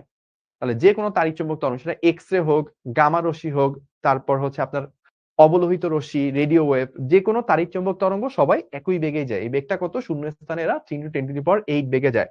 অন্য কোনো মাধ্যমে হইলে, অন্য মাধ্যম তখন কি হয়? তখন মাথায় রাখবেন এপসাইলন আসে হচ্ছে কে ইন্টু এপসাইলন নট, আর অন্য মাধ্যমে মিউ আসে হচ্ছে mu R into mu not. তখন তাহলে আলোর বেগটা কি আসে? আলোর বেগ হচ্ছে 1/√ওভার এপসাইলন ইন্টু মিউ। তাহলে এখানে কি আসবে? 1/√ওভার k epsilon naught into mu r mu naught. So এইখান থেকে যেটা চলে আসে 1/√ওভার এইটা divided by k into mu r. এখানে একটু মাথায় রাখতে হবে, যারা এই চ্যাপ্টারটা পড়ছেন তারা জানেন এটা হচ্ছে আপেক্ষিক ভেদনযোগ্যতা, আর মিউ আর হচ্ছে আপেক্ষিক চৌম্বক প্রবেশতা। ঠিক আছে? তাহলে আপনি এখান থেকে যেটা পান সেটা হচ্ছে ভাইয়া, উপরে তাহলে কি থাকে? P10⁸, নিচে হচ্ছে divided by k into mu r. এটাও কিন্তু ভাইয়া একটা সূত্র, যে কোনো মাধ্যমে যখন আমরা কাজ করতে যাব তখন ব্যাপারটা কিভাবে কাজ করে। তাহলে আমরা আজকে কি কি শিখলাম পুরাটা একটু সামারি করি। আমরা আজকে প্রথম থেকে যদি একটু বলি, আমাদের একদম প্রথমে যদি যাই, এই তো এইখান থেকে শুরু হয়েছিল আমাদের যাত্রা, আলোকীয় ঘটনা। সো আমরা 2 মিনিটে কথা বলে শেষ করে দিচ্ছি। আলোকীয় ঘটনা ছিল, আলোকীয় ঘটনার মধ্যে 6টা ঘটনা আমরা পড়ছি। এই দুইটা ক্লাস 9-10-এ, তারপরেরটা হচ্ছে এই চ্যাপ্টারে, লাস্টেরটা মডার্ন ফিজিক্সে। এগুলাকে ব্যাখ্যা করার জন্য তত্ত্বগুলা কেন আসছিল, কিভাবে আসছিল, Newton, Huygens, Maxwell, Max Planck কখন দিছে, কেন দিছে, এগুলো বলছি। তারপর আমরা বলছি তড়িৎ ক্ষেত্র চার্জের চারপাশে কেমনে তৈরি হয়, চুম্বক ক্ষেত্র কেমনে তৈরি হয়, একটা চার্জ যখন কাঁপে তখন হচ্ছে কণাগুলোর মধ্যে কিভাবে ছড়ায় পড়ে, এবং এই কণাগুলো কেন কাল্পনিক কণা, কেন নরমাল কণা না। নরমাল কণা হলে তো শক্তির এত দূর পর্যন্ত সূর্য থেকে পৃথিবী পর্যন্ত আসতো না। স্পেশাল টাইপ অফ কাল্পনিক কণা, এদেরকে মিলে যে মাধ্যম তৈরি হয়েছে তাকে আমরা ইথার বলছি। তো শূন্য স্থান যে আসলে শূন্য না, এটা যে একটা অন্য কিছু আছে যেটাকে ফিল করা যায় না, ধরা যায় না, বাট অনুভব করা যায়, যেটা আছে, মানে ফিল করা যায় না বললে ভুল, ধরা যায় না, টাচ করা যায় না, বাট ফিল করা যায় কিছু একটা আছে। এই কিছু একটার একটা তড়িৎ বৈশিষ্ট্য আছে যেটার মান এত, চুম্বক বৈশিষ্ট্য আছে যেটার মান এত। তারপর এগুলোর সাথে আমরা রিলেট করে দেখছিলাম, আচ্ছা এখানে আমরা একক বের করছি। তারপর আমরা দেখছিলাম তড়িৎ ক্ষেত্র, তড়িৎ বল রেখা, চুম্বক বল রেখা, এগুলো দেখলাম। তারপরে আমরা কিছু সূত্র দেখছিলাম। তারপরে আমরা তড়িৎ ক্ষেত্র কিভাবে আগায়, চুম্বক ক্ষেত্র কিভাবে আগায় সেটা দেখছি। দুইটাকে একত্রে করে তাড়িৎ চুম্বক তরঙ্গ আগাচ্ছে, মানে দুইটা তরঙ্গ একসাথে 90 ডিগ্রি কোণ করে আগাচ্ছে। একটা হচ্ছে তড়িৎ ক্ষেত্র, একটা তড়িৎ তরঙ্গ, চুম্বক ক্ষেত্রে চুম্বক তরঙ্গ, দুইটা পরস্পর 90 ডিগ্রিতে একসাথে আগাচ্ছে, মানে তাড়িৎ চুম্বক তরঙ্গ আগাচ্ছে। তারপর আমরা তাড়িৎ চুম্বক তরঙ্গ সংক্রান্ত কিছু গ্রাফ দেখলাম, বললাম এগুলো। তারপর আমরা হচ্ছে তড়িৎ ক্ষেত্র তরঙ্গটার সূত্র লিখলাম, চুম্বক ক্ষেত্র তরঙ্গটার সূত্র লিখলাম, যা দুইটা অগ্রগামী তরঙ্গের সূত্র। বেগের জায়গায় বি এর জায়গায় সি বসছে, আর বিস্তারের জায়গায় তড়িৎ ক্ষেত্র সর্বোচ্চ মান ই নট, চুম্বক ক্ষেত্র সর্বোচ্চ মান বি নট, এগুলো বসছে। তারপর আমরা আলোর বেগের সূত্র দেখছি, ই বাই বি দিয়ে করা যায় বা ই নট বাই বি নট দিয়ে করা যায়। তারপর এই কথাগুলো এখানে বলছে। তারপর আমরা দেখছি যেটা, যে অন্য কোনো মাধ্যমে হইলেও কিভাবে মানে শূন্য স্থানে আমরা আরেকভাবে বের করতে পারি তাড়িৎ চুম্বক তরঙ্গের বেগের মান, সি এর মান। এটা আমরা একটু দেখলাম, ক্যালকুলেটর দিয়ে করলে দেখবে এক্স্যাক্টলি সেম আসবে। তারপর আমরা অন্য যে কোনো মাধ্যম হইলে কি করা যায় সেটাও দেখলাম। এরপর জাস্ট আপনাদেরকে কিছু হোমওয়ার্ক দিব, এগুলাকে কাজে লাগায় আপনারা কয়েকটা হোমওয়ার্ক করতে পারবেন। এই যে এখানে কয়েকটা হোমওয়ার্ক দেওয়া, এই যে এইখান থেকে কয়েকটা হোমওয়ার্ক থাকবে আপনাদের জন্য। 1 থেকে শুরু করে এখানে অনেকগুলো হোমওয়ার্ক থাকবে। আমি এখানে আলাদা করে বলতেছি না, আপনাদের স্লাইডে থাকবে, আপনারা হোমওয়ার্ক গুলা করার ট্রাই করবেন। না পারলে কোনো সমস্যা নেই। কেন? কারণ হচ্ছে ভাইয়া পরের ক্লাসের শুরুতেই কিছু ম্যাথ করাবো, তারপর এই হোমওয়ার্কের কিছু ম্যাথ যেগুলো আপনারা পারেন না আপনাদেরকে দেখাই দেবো। তো আজকের ক্লাস এই পর্যন্তই। আপনারা ভৌত আলো বিজ্ঞান বুঝলেন কিনা? প্রথম দিনের ক্লাসটা ম্যাক্সিমাম গল্প ছিল, বাট গল্পগুলো চেষ্টা করছি যে আপনাদের কাছে কিছুটা টাচি হওয়ার জন্য, যেন আপনারা পরের ক্লাসগুলো করার আগে একটু মোটামুটি ধারণা পেয়ে যান এগুলা কেন আমরা পড়তেছি। তো আপনাদের অনুভূতি কেমন ছিল জানাবেন। ভালো থাকবেন, পরের ক্লাসে খুব দ্রুতই দেখা হবে। আল্লাহ হাফেজ, আসসালামু আলাইকুম।